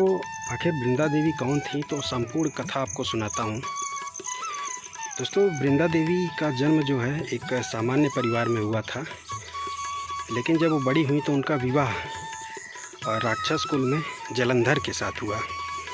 और वृंदा देवी जो है शुरू से ही पतिव्रता औरत थी और वो अपने पति जलंधर को बहुत मानती थी दोस्तों। और साथ ही साथ वृंदा देवी भगवान विष्णु की बहुत बड़ी भक्त थी दोस्तों। उनकी भक्ति में वह हमेशा लीन रहती थी और नित्य प्रतिदिन पूजा अनुष्ठान किया करती थी भगवान विष्णु की वृंदा देवी। बताते हैं दोस्तों कि जो जलंधर था, अब एग्जैक्ट मुझे नहीं पता, लेकिन दो बातें सुनने में आती हैं कि जो जलंधर था वह समुद्र से उत्पन्न हुआ था, और कुछ लोग बताते हैं कि जो जलंधर था वह भगवान शिव का अंश था। वो भगवान शिव के अंश से प्रकट हुआ था दोस्तों जलंधर। और जलंधर खुद जो है भगवान शिव को मारना चाहता था, तो इस बात से भगवान शिव परेशान हुए, विचलित हुए, तो उन्होंने डिसाइड किया कि जलंधर को ही हम ख़त्म कर देते हैं। भगवान शिव ने डिसाइड किया और धीरे धीरे जलंधर देवी देवताओं के लिए और साथ ही साथ भगवान शिव के लिए खतरा बनता जा रहा था दोस्तों। तो भगवान शिव ने डिसाइड किया कि जलंधर को मार देते हैं, इसका वध कर देते हैं, क्योंकि ये देवी देवताओं के लिए या फिर कह सकते हैं मानव के लिए खतरा बनता जा रहा था। तो दोस्तों भगवान शिव ने जलंधर से युद्ध करने का निर्णय लिया और भगवान शिव जी के साथ साथ अन्य देवी देवताओं ने भी भगवान शिव का सहयोग करने के लिए युद्ध में शामिल होने का उन्होंने भी निर्णय लिया। तो जब जलंधर युद्ध के लिए निकला भगवान शिव और देवी देवताओं से युद्ध करने के लिए जब जलंधर निकला तो वृंदा देवी जो कि विष्णु भक्त थी, उन्होंने अपने पति जलंधर से बोला कि हे पति देव जी, जब तक आप वापस नहीं आ जाओगे तब तक मैं यहाँ पर पूजा अनुष्ठान का संकल्प लेकर के बैठी रहूँगी और आपको कोई युद्ध में हरा नहीं सकता। जब आप जिंदा वापस यहाँ आ जाओगे तब मैं यहाँ से उठूँगी अपने इस संकल्प से, अपने इस पूजा अनुष्ठान से।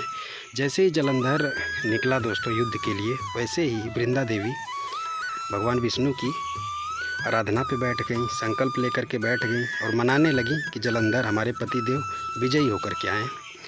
वृंदा देवी में इतनी शक्ति थी दोस्तों, एक तो भगवान विष्णु की भक्त थी, तो जब युद्ध होने लगा तो भगवान शिव और अन्य देवी देवता कोई भी नहीं हरा पा रहा था जलंधर को। और इस बात से भगवान शिव और देवी देवता परेशान हुए कि जलंधर हार नहीं पा रहा। तो उन्होंने पता किया वजह कि आखिर क्यों। तो उन्हें पता चला कि जो वृंदा देवी हैं जलंधर की पत्नी, वह पूजा पे बैठी हुई हैं, संकल्प लेकर के बैठी हुई हैं जलंधर के विजयी होने का। तो भगवान शिव और अन्य देवी देवताओं ने भगवान विष्णु का सहयोग मांगा, कहा कि ऐसा है आपको एक काम करना पड़ेगा। भगवान विष्णु से बोले ये लोग। भगवान विष्णु ने बोला क्या चीज़। तो उन्होंने कहा आपको जलंधर का रूप धारण करके वृंदा देवी के पास जाना है और उनका संकल्प, उनका पूजा अनुष्ठान आपको भंग करना पड़ेगा, तभी जलंधर को हम मार गिराएंगे। वो इसका वध तभी हो पाएगा जलंधर का। भगवान विष्णु जो है इनकार कर देते हैं ऐसा करने से, क्योंकि उन्होंने बोला कि वृंदा देवी हमारी परम भक्त हैं, हम उनके साथ छल नहीं कर सकते। तो देवी देवताओं भगवान शिव ने समझाया कि अगर आप ऐसा नहीं करोगे तो ये जो जलंधर है ये मानव जगत का जो है विनाश कर देगा, देवता जगत का विनाश कर देगा और स्वयं हमें भी, हमारा भी ये वध करना चाहता है।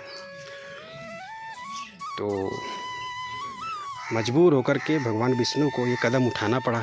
तो भगवान विष्णु जो है दोस्तों गए वृंदा देवी के पास जलंधर का रूप धारण करके। तो जैसे ही वृंदा देवी ने देखा कि ये हमारे पति देव आ गए हैं, तो तुरंत उन्होंने संकल्प छोड़ करके, पूजा अनुष्ठान छोड़ करके तुरंत पति समझ करके चरण का स्पर्श किया।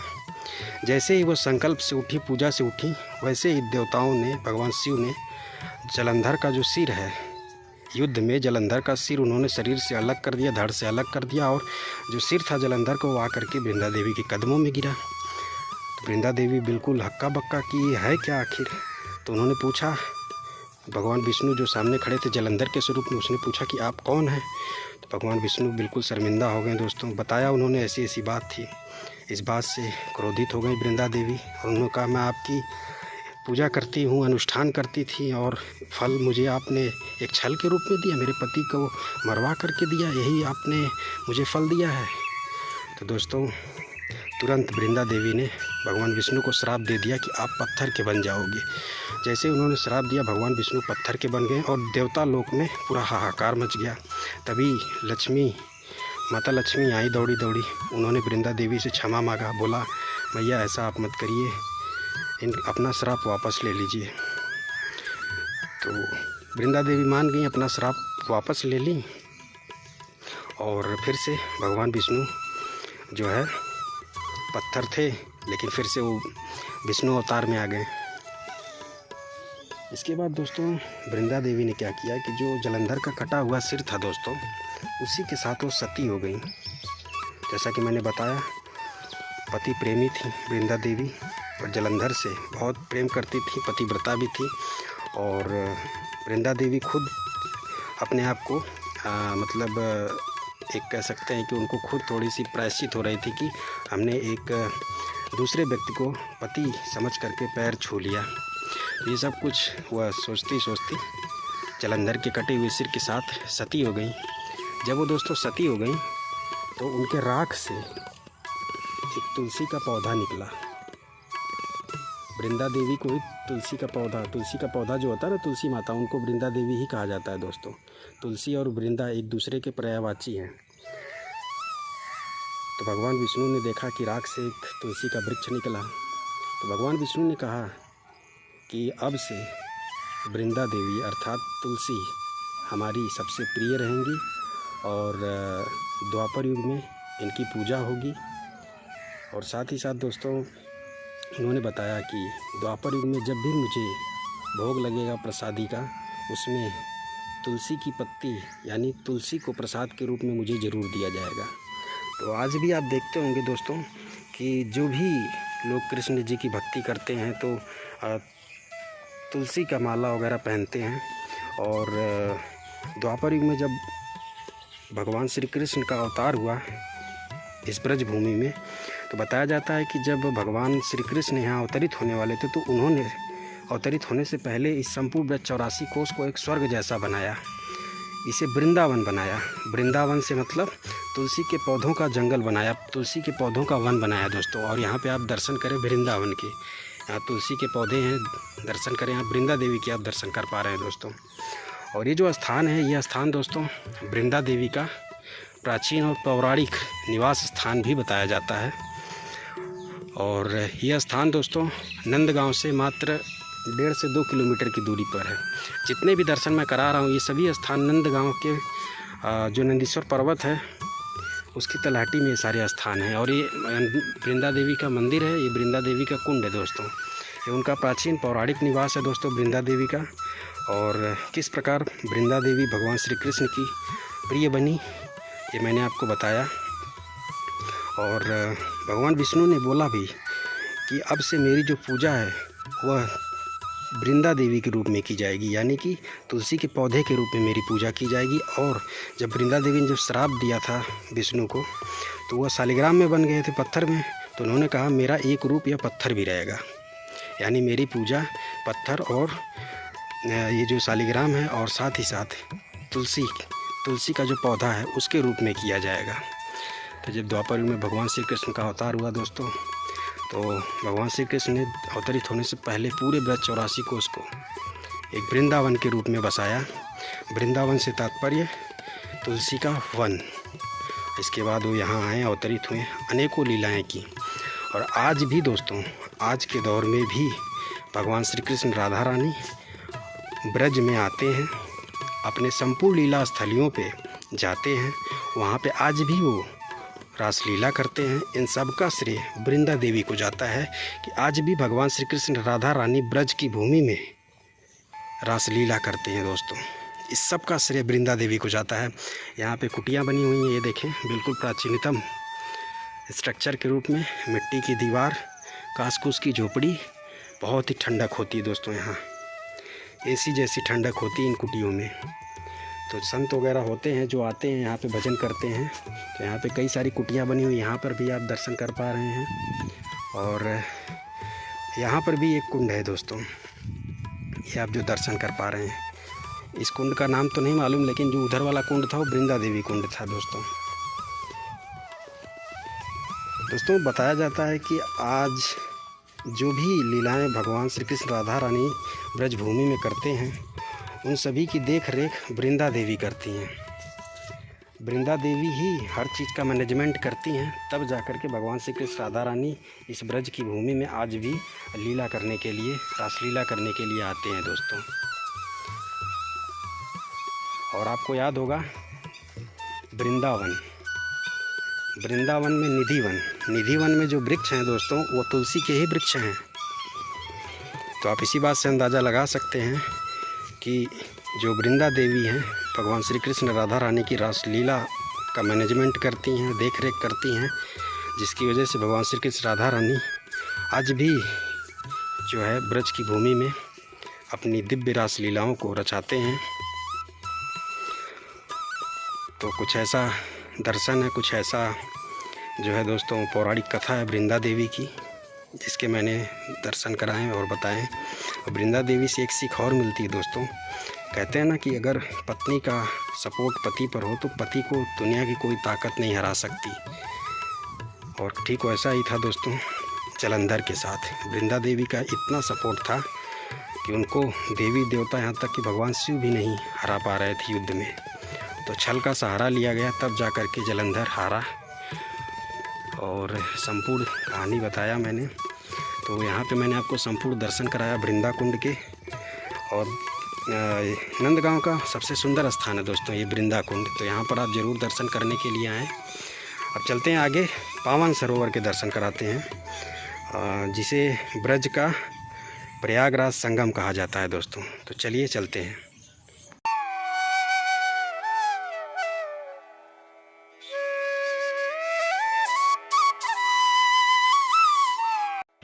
दोस्तों हम पहुंच चुके हैं पावन सरोवर।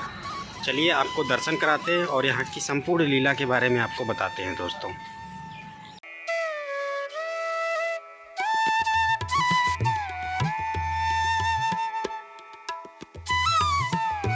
यह है दोस्तों पावन सरोवर, बहुत ही सुंदर, बहुत ही पवित्र सरोवर है दोस्तों नंदगांव में।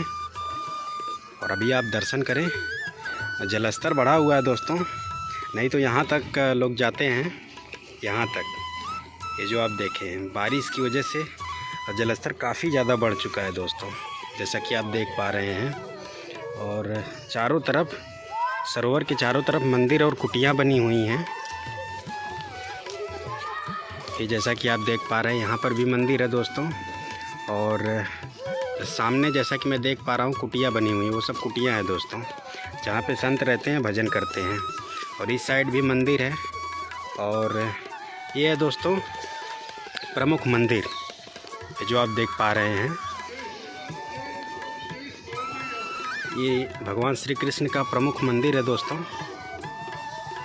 जलस्तर काफ़ी बढ़ा हुआ, नहीं तो दोस्तों बिल्कुल इसकी परिक्रमा होती है, इस पावन सरोवर की ऐसे ऐसे परिक्रमा होती है, लेकिन परिक्रमा वाला मार्ग पूरा डूब चुका है जलस्तर बढ़ने की वजह से। परिक्रमा करते हुए श्रद्धालु बिल्कुल इधर से घूमते हुए इधर आते हैं दोस्तों।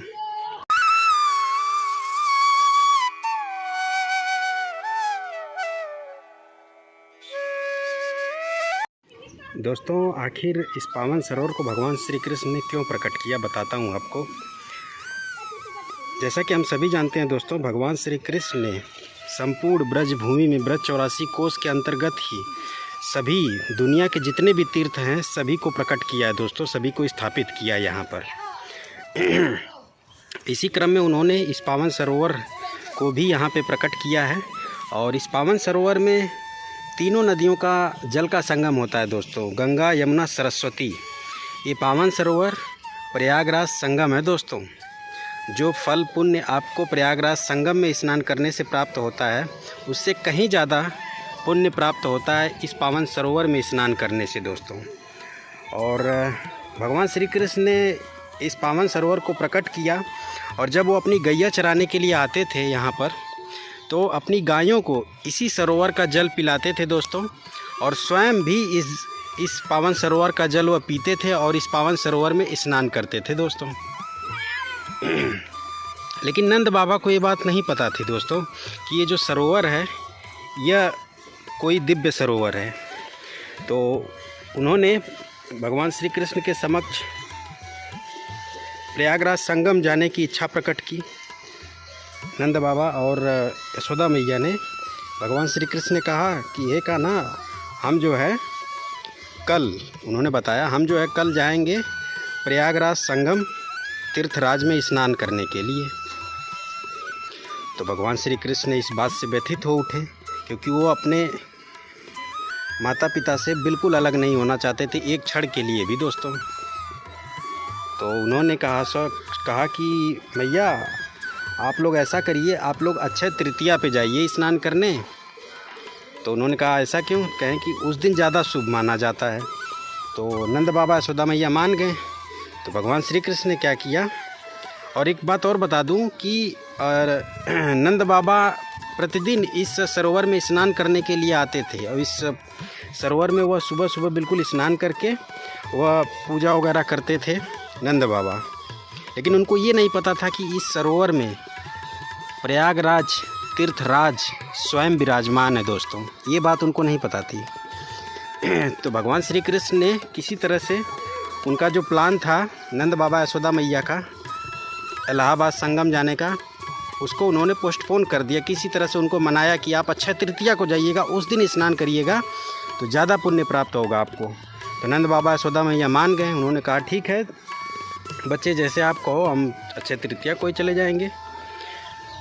तो हुआ ये, जिस दिन भगवान श्री कृष्ण ने ये बात बोली, या फिर कह सकते जिस दिन नंद बाबा यशोदा मैया ने भगवान श्री कृष्ण से बोला कि कि हम जो है इलाहाबाद संगम जाने वाले हैं, प्रयागराज तीर्थराज में स्नान करके पुण्य प्राप्त करना चाहते हैं। उसी के अगले ही दिन लीला कुछ ऐसी हुई कि भगवान श्री कृष्ण ने इस बात का प्रमाण भी दिखा दिया नंद बाबा को कि ये जो पावन सरोवर है इसमें तीनों नदियों का जल का संगम होता है। यहाँ पर स्वयं तीर्थराज प्रयागराज यहाँ आते हैं स्नान करने के लिए। तीर्थों के राजा प्रयागराज स्वयं यहाँ आते हैं स्नान करने के लिए। इस बात का प्रमाण दिखाया तो उन्होंने तीर्थराज प्रयागराज को आह्वानित किया। उन्होंने कहा कि हे प्रभु, आप आइए यहाँ पर, हमारे माता पिता को दिखाइए कि ये जो सरोवर है यह स्वयं आप हैं यहाँ पर विराजमान है प्रयागराज तीर्थराज के रूप में। तो उन्होंने कहा ठीक है।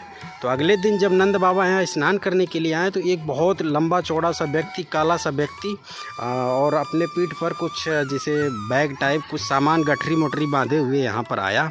वह यहाँ आकर के स्नान करने लगा। तो नंद बाबा ने उस व्यक्ति को कभी देखा नहीं था, क्योंकि वो व्यक्ति जो बिल्कुल विचित्र दिखने में लग रहा था। तो नंद बाबा ने पूछा कि हे महाराज, आप कौन हैं? नंद बाबा जब यहाँ सुबह सुबह स्नान करने के लिए आए तो उन्होंने बताया कि हम प्रयागराज तीर्थराज हैं और यहाँ पर आए हुए हैं क्योंकि जो लोग भी आते हैं प्रयागराज में अपने पापों को धुलते हैं, अपने पापों की जिम्मेदारी हमारे ऊपर छोड़ देते हैं, उन सभी पापों को ला करके मैं इसी सरोवर में धुलता हूँ। तब दोस्तों नंद बाबा ने माना कि अरे वाह, ये सरोवर तो प्रयागराज तीर्थराज से भी बड़ा है। प्रयागराज तीर्थराज खुद यहाँ आते हैं इस सरोवर में स्नान करने के लिए, अपने पापों का जो भी वहाँ से लेकर के आते हैं गठरी मोटरी सब यहीं धुलते हैं। तब दोस्तों नंद बाबा ने यहीं पर स्नान किया, यहीं पर उन्होंने प्रयागराज संगम का जो है कहीं न कहीं दर्शन किया दोस्तों। और ऐसी दिव्य लीला है इस पावन सरोवर की जिसके मैंने दर्शन कराया और आपको यहाँ के लीला का वर्णन किया दोस्तों। और भगवान श्री कृष्ण ने ब्रज 84 कोस में अनेकों जगह पे सभी तीर्थों को प्रकट किया है दोस्तों। इसी तरह से जब उनके माता पिता यशोदा मैया नंद बाबा ने 4 धाम यात्रा करने की इच्छा जताई तो यशोदा मैया नंद बाबा काफ़ी वृद्ध भी हो चुके थे। तो भगवान श्री कृष्ण ने सोचा मैया और बाबा जो हैं वृद्ध हो चुके हैं, ये कहाँ उतना ऊपर पहाड़ पर चढ़ पाएंगे। तो उन्होंने केदारनाथ, बद्रीनाथ, यमुनोत्री, गंगोत्री को इसी ब्रजभूमि में आह्वानित करके प्रकट किया है दोस्तों। बद्रीनाथ, यमुनोत्री, गंगोत्री, केदारनाथ राजस्थान के भरतपुर ज़िले के काम्यावन क्षेत्र में उन्होंने इन चारों तीर्थ धामों को आह्वानित कर प्रकट किया, स्थापित किया भगवान श्री कृष्ण ने, जिसे ब्रज के 4 धाम बोले जाते हैं दोस्तों। इसके बाद अपने वृद्ध माता पिता को 4 तीर्थ धामों की दर्शन कराएं दोस्तों, उनकी इच्छा पूरी की। तो ऐसे दिव्य लीलाएं हैं। अभी मैंने आपको पावन सरोवर के दर्शन कराएं, ये दर्शन करें आप, कितना सुंदर सरोवर है और इसका जल बहुत पवित्र है क्योंकि एकदम पारदर्शी है। नीचे तक जो है ज़मीन दिखाई दे रही है दोस्तों, नीचे तक जो घाट बने वो सब दिखाई दे रहे हैं और सामने मंदिर है पावन बिहारी जी का।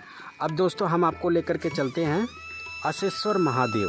जी हाँ दोस्तों, जहाँ पर भगवान भोलेनाथ ने तपस्या करी थी भगवान श्री कृष्ण के दर्शन के लिए दोस्तों, उस स्थान पर चलिए आपको लेकर के चलते हैं। बड़ा ही शक्तिशाली और दिव्य स्थान है। वहाँ पर जो भगवान भोलेनाथ की शिवलिंग है वो स्वयं ज़मीन के अंदर से प्रकट हुई है और 5500 वर्ष प्राचीन है। तो चलिए अब हम आपको अशेश्वर महादेव के दर्शन कराएंगे। इसके बाद हम आपको टेर कदम्ब नामक स्थान के दर्शन कराएंगे जहाँ पर भगवान श्री कृष्ण गौचारण और क्रीड़ा लीला करते थे दोस्तों। और वहाँ पे वो अपनी गायों को कदम्ब के पेड़ पर चढ़ करके वो गायों का नाम रखे हुए थे, गायों को पुकारते थे दोस्तों, बंसी बजाते थे वहाँ कदम्ब के पेड़ पे। तो चलिए अब हम चलते हैं और भी जो 2 स्थान बचे हुए हैं नंदगांव के, उनके दर्शन कराते हैं।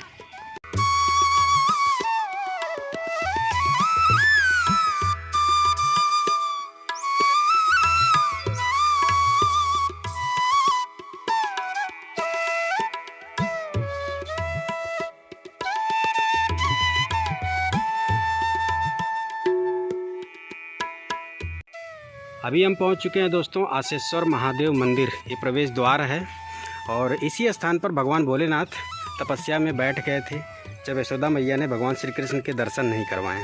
ये स्थान नंद महल से, नंदगांव से मात्र 2 किलोमीटर की दूरी पर है। और सामने आप नंदगांव के भी दृश्य देख सकते हैं। नंदीश्वर पर्वत की ऊंची चोटी पर नंद महल विराजमान है। वहीं पर गए हुए थे भगवान भोलेनाथ भगवान श्री कृष्ण के दर्शन करने के लिए। यशोदा मैया ने नहीं दर्शन कराया तो भगवान भोलेनाथ यहीं पर आकर के समाधि में लीन हो गए, तपस्या करने लगे, इस आस में कि उनको भगवान श्री कृष्ण के दर्शन जरूर होंगे। इसी वजह से यहाँ पर भगवान शिव जी को यहाँ पर आसेश्वर महादेव के नाम से जाना जाता है दोस्तों। और यहाँ पे एक बड़ा सुंदर सा सरोवर भी है। चलिए आपको हम भगवान भोलेनाथ के आसेश्वर महादेव जी के दर्शन कराते हैं दोस्तों। ये है दोस्तों आसेश्वर महादेव कुंड की दिव्यता। यहाँ पढ़ सकते हैं, स्नान करने से महादेव की कृपा प्राप्त होती है दोस्तों इस कुंड में। और ये मंदिर है दोस्तों आसेश्वर महादेव जी का। दिव्य शिवलिंग है दोस्तों यहाँ पे। वो शिवलिंग स्वयं ज़मीन के अंदर से प्रकट हुई है। 5500 वर्ष प्राचीन भगवान भोलेनाथ की शिवलिंग है। चलिए आपको दर्शन कराते हैं।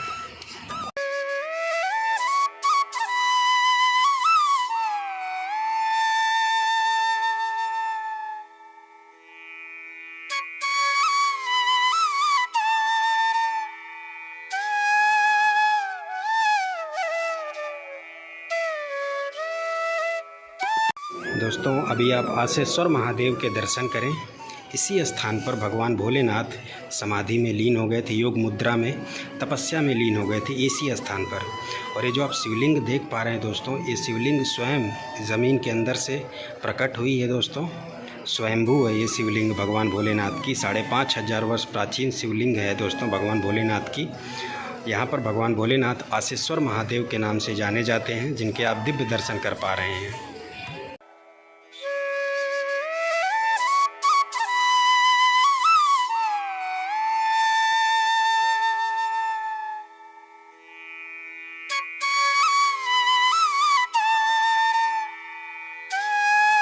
अभी आपको हमने आसेश्वर महादेव के बड़े ही दिव्य दर्शन कराया दोस्तों।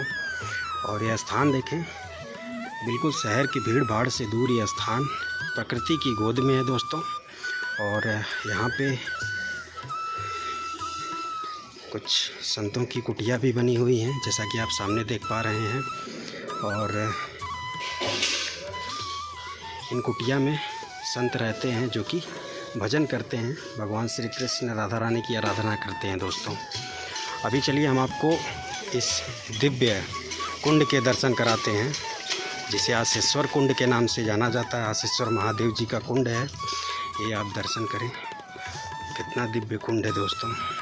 जीर्णोद्धार हुआ है बहुत सारे स्थानों का ब्रज के, जिसकी वजह से ये स्थान और भी ज़्यादा सुंदर बन चुके हैं। ये आप दर्शन करें।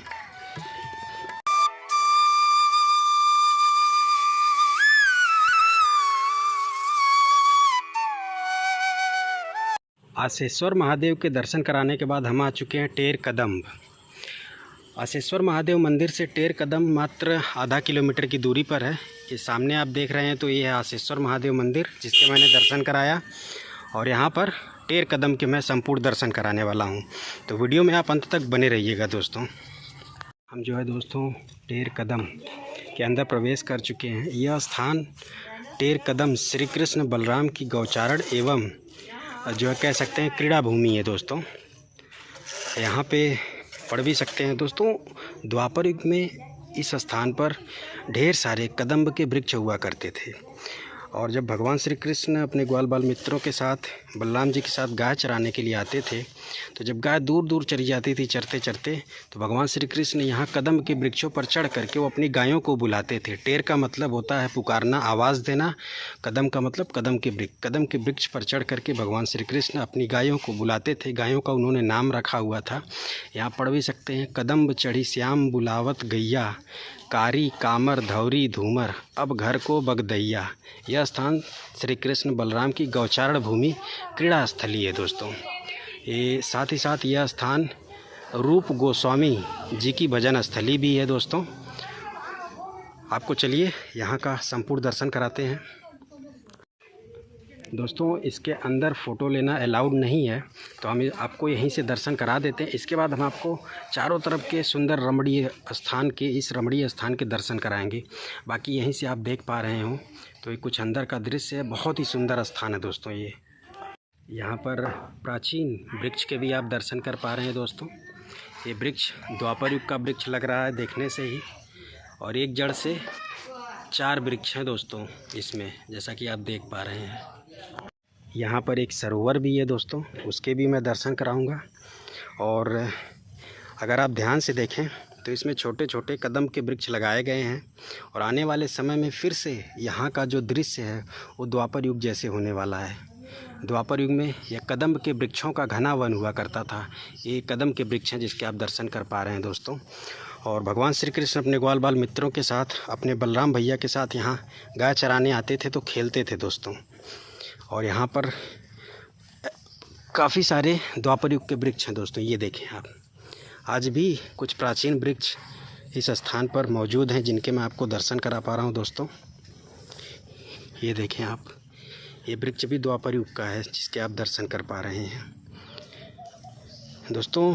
ब्रजभूमि में भगवान श्री कृष्ण राधा रानी के जो लीला स्थली के वृक्ष हैं वो कोई साधारण वृक्ष नहीं होते हैं दोस्तों, वो संतों के स्वरूप हैं। ये वृक्ष जो होते हैं, इन संतों ने पिछले जन्म में संत के रूप में कड़ी तपस्या की, तब जाकर के उनको ब्रजभूमि में भगवान श्री कृष्ण राधा रानी के लीला स्थलियों पर वृक्ष के रूप में अवतार मिला है दोस्तों। तो कृपा करके इन वृक्षों को किसी भी प्रकार का आप नुकसान न पहुंचाएं, फूल पत्ती तोड़ने का प्रयास ना करें। ये देखें सुंदर सुंदर फूल, और यहाँ पे शांति है, सुकून है, प्राकृतिक रमणीयता है दोस्तों। यहाँ पर आपको भगवान श्री कृष्ण के मयूर रूप के ढेरों दर्शन होंगे। भगवान श्री कृष्ण के मयूर रूप की आवाज़ें बराबर यहाँ आपको सुनाई देंगी, जैसा कि आप सुन भी पा रहे होंगे दोस्तों। तो अगर आप दर्शन भाव से यहाँ आएंगे ना, तो आपको भगवान श्री कृष्ण के यहाँ दर्शन ज़रूर होंगे। ये जो आप मयूर रूप के दर्शन कर रहे हैं, भगवान श्री कृष्ण ही हैं जो यहाँ गैया चरा रहे हैं दोस्तों। अदृश्य रूप है, आप देख नहीं पाओगे, लेकिन उस भाव को ज़रूर पहचान पाओगे कि यहाँ पर भगवान श्री कृष्ण मयूर रूप में अपनी गायों को पुकार रहे हैं, जिनकी आवाज़ें अभी अभी आपने सुना दोस्तों। और जब मध्य रात्रि का समय होता है दोस्तों, जब, या यूँ कह लें, जब रात्रि में सन्नाटा हो जाता है, तो यहाँ से बंसी की आवाज़ सुनाई देती है दोस्तों। भगवान श्री कृष्ण यहाँ आज भी बंसी बजाते हैं, और साथ ही साथ पुकारने की आवाज़ सुनाई देती है। भगवान श्री कृष्ण आज भी यहाँ पर अपनी गायों को पुकारते हैं दोस्तों, बुलाते हैं, अपनी गायों को चराने के लिए आते हैं। ये सुने दोस्तों, भगवान श्री कृष्ण अपनी गायों को बुला रहे हैं। अभी अभी जो आपने मयूर रूप की आवाज़ सुनी दोस्तों, वह भगवान श्री कृष्ण अपनी गायों को बुला रहे हैं। यही टाइम होती है दोस्तों, इसी को गोधूली बेला बोली जाती है, यानी कि गाय चराने का समय यही होता है, संध्याकालीन। और थोड़ा सा और समय हो जाएगा तो जो गाय चराने वाले होते हैं वो अपनी गायों को बुलाने लगते हैं, लेकर के घर जाते हैं। तो यही वो समय होता था जब भगवान श्री कृष्ण अपनी गायों को पुकारते थे। आज भी यहाँ से आवाज़ें सुनाई देती हैं। भगवान श्री कृष्ण आज भी यहाँ पर दिव्य लीला करने के लिए आते हैं अपने ग्वाल बाल मित्रों के साथ, साथ ही साथ राधा रानी के साथ, बलराम भैया के साथ दोस्तों। ये दिव्य सरोवर के आप दर्शन कर पा रहे हैं, बहुत ही सुंदर स्थान है दोस्तों।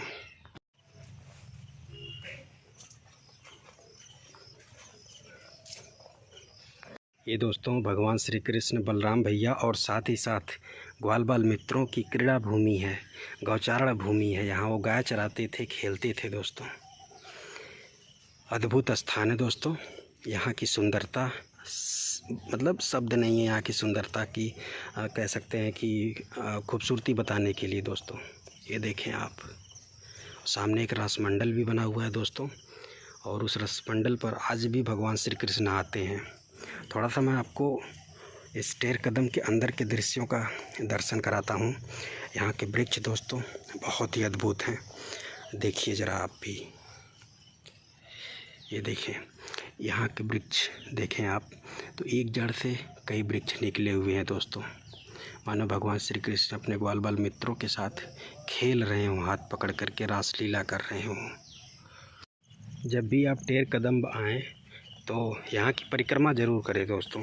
ये देखें परिक्रमा मार्ग बना हुआ है सरोवर के चारों तरफ दोस्तों, और यहाँ पर बैठने के लिए भी स्थान बना हुआ है।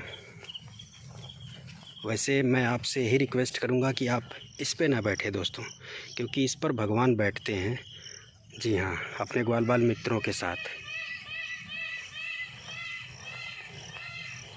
आप सुन पा रहे हैं ना दोस्तों, भगवान श्री कृष्ण अपनी गायों को बुला रहे हैं, क्योंकि अब गायों को घर ले जाने का समय हो चुका है। गायें दूर दूर चली गई हैं चरते चरते, तो इसलिए अपनी गायों को बुला रहे हैं दोस्तों। ये आवाज़ कोई साधारण मोर की आवाज़ मत समझिएगा, ये भगवान श्री कृष्ण स्वयं मयूर रूप में अपनी गायों को चरा रहे हैं, अपनी गायों को बुला रहे हैं। सुने आप, कितनी दिव्य स्थान के मैं आपको दर्शन करा पा रहा हूँ, इसका मैं शब्दों में वर्णन नहीं कर सकता दोस्तों। ये देखें, सामने टेर कदम सरोवर, अद्भुत संगम का दर्शन आप कर रहे हैं दोस्तों। प्रकृति के अद्भुत संगम का दर्शन आप इस वक्त कर पा रहे हैं टेर कदम में। और अभी आगे चल कर के दिखाता हूँ, एक रासमंडल बना हुआ है और इसको फिर से वैसे ही पुनर्स्थापित किया जा रहा है जैसे द्वापर युग में हुआ करता था। यहाँ पे ढेरों कदम के वृक्ष लगाए गए हैं दोस्तों, और आने वाले 2 से 3 सालों में ही ये घना कदम का फिर से वन बन जाएगा। मतलब कितना अच्छा होगा उस टाइम, सोचिए ज़रा। ये दोस्तों कदम का ही वृक्ष है, ये देखें आप। और स्पेशली शाम के टाइम अगर आएंगे, जब गाय चराने का समय होता है और गायों को चरा करके बुलाने का समय होता है, गायों को घर ले जाने का समय होता है, उस टाइम अगर यहाँ आएंगे तो आपको भगवान श्री कृष्ण की आवाज़ सुनाई देगी दोस्तों। और जब रात्रि का समय होता है, सुने आप, भगवान श्री कृष्ण अपनी गायों को बुला रहे हैं दोस्तों, आप सुन पा रहे होंगे। और दर्शन भी करा देता हूँ आपको भगवान श्री कृष्ण के, तो ये आप दर्शन करें। अपनी गायों को पुकार रहे हैं भगवान श्री कृष्ण, बुला रहे हैं। अपनी गायों को नाम से बुलाते थे, अपनी गायों का नाम रखे हुए थे दोस्तों, और बुलाते थे नाम से कि आइए अब घर चलने का टाइम हो चुका है। और जब नहीं आती थी गायें तो बंसी बजाते थे, और जैसे ही बंसी की आवाज़ गायें सुनती थी तुरंत भागी चली आती थी सभी गैयाँ दोस्तों। अभी हम आपको उस दिव्य रासमंडल के दर्शन कराते हैं जहाँ पे आज भी भगवान के दर्शन होते हैं दोस्तों। यहाँ पे संत रहते हैं, भजन करते हैं, उन संतों को आज भी यहाँ पे भगवान के दर्शन होते हैं। रात्रि के टाइम में भगवान आते हैं दोस्तों, भगवान श्री कृष्ण, राधा रानी यहाँ आती हैं इस रासमंडल पर। और ये जो सिंहासन आप देख रहे हैं, इस पर भगवान श्री कृष्ण राधा रानी विराजते हैं दोस्तों।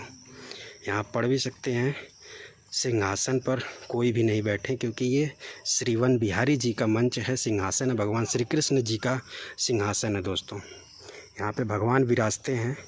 और ये आप देखें तो इसमें ढेर सारे कदम के वृक्ष लगाए गए हैं, जो आने वाले समय में द्वापर युग जैसा एक घना वन बन जाएंगे दोस्तों। ये भी देखें आप, कदम का वृक्ष है। बाकी अगर वीडियो अच्छी लगी हो तो लाइक करिएगा दोस्तों। इस वीडियो में मैंने संपूर्ण नंदगांव के आपको दर्शन कराया, और वीडियो थोड़ी सी लंबी बेशक हुई होगी, लेकिन आपको मैंने संपूर्ण दर्शन कराया, संपूर्ण जानकारी भी दी। नंदगांव में भगवान श्री कृष्ण के दोनों प्राचीन घरों के दर्शन कराया, जिसे एक को नंद महल, दूसरे को प्राचीन नंद महल के नाम से जाना जाता है। दोनों घरों के दर्शन कराया, जो कि नंदगांव में नंदीश्वर पर्वत पर विराजमान है। इसके अलावा जितने भी नंदगांव के दर्शनीय स्थल हैं, लीला स्थली हैं भगवान श्री कृष्ण राधा रानी के, उन सभी के दर्शन कराया दोस्तों। तो उम्मीद करता हूँ आपको वीडियो पसंद आई है। पसंद आई हो तो लाइक करके चैनल को सब्सक्राइब करिएगा, और अपने भाई की मेहनत के लिए शेयर ज़रूर करिएगा वीडियो दोस्तों। प्रयास रहता है कि आपको संपूर्ण दर्शन कराऊं, संपूर्ण जानकारी दूं, और कहीं न कहीं उस प्रयास में मैं सफल रहता हूं, तभी तो वीडियो लंबी बन जाती है। चले जी, इस वीडियो को यहीं पे करते हैं समाप्त। जय श्री कृष्णा, जय श्री राधे, राधे राधे।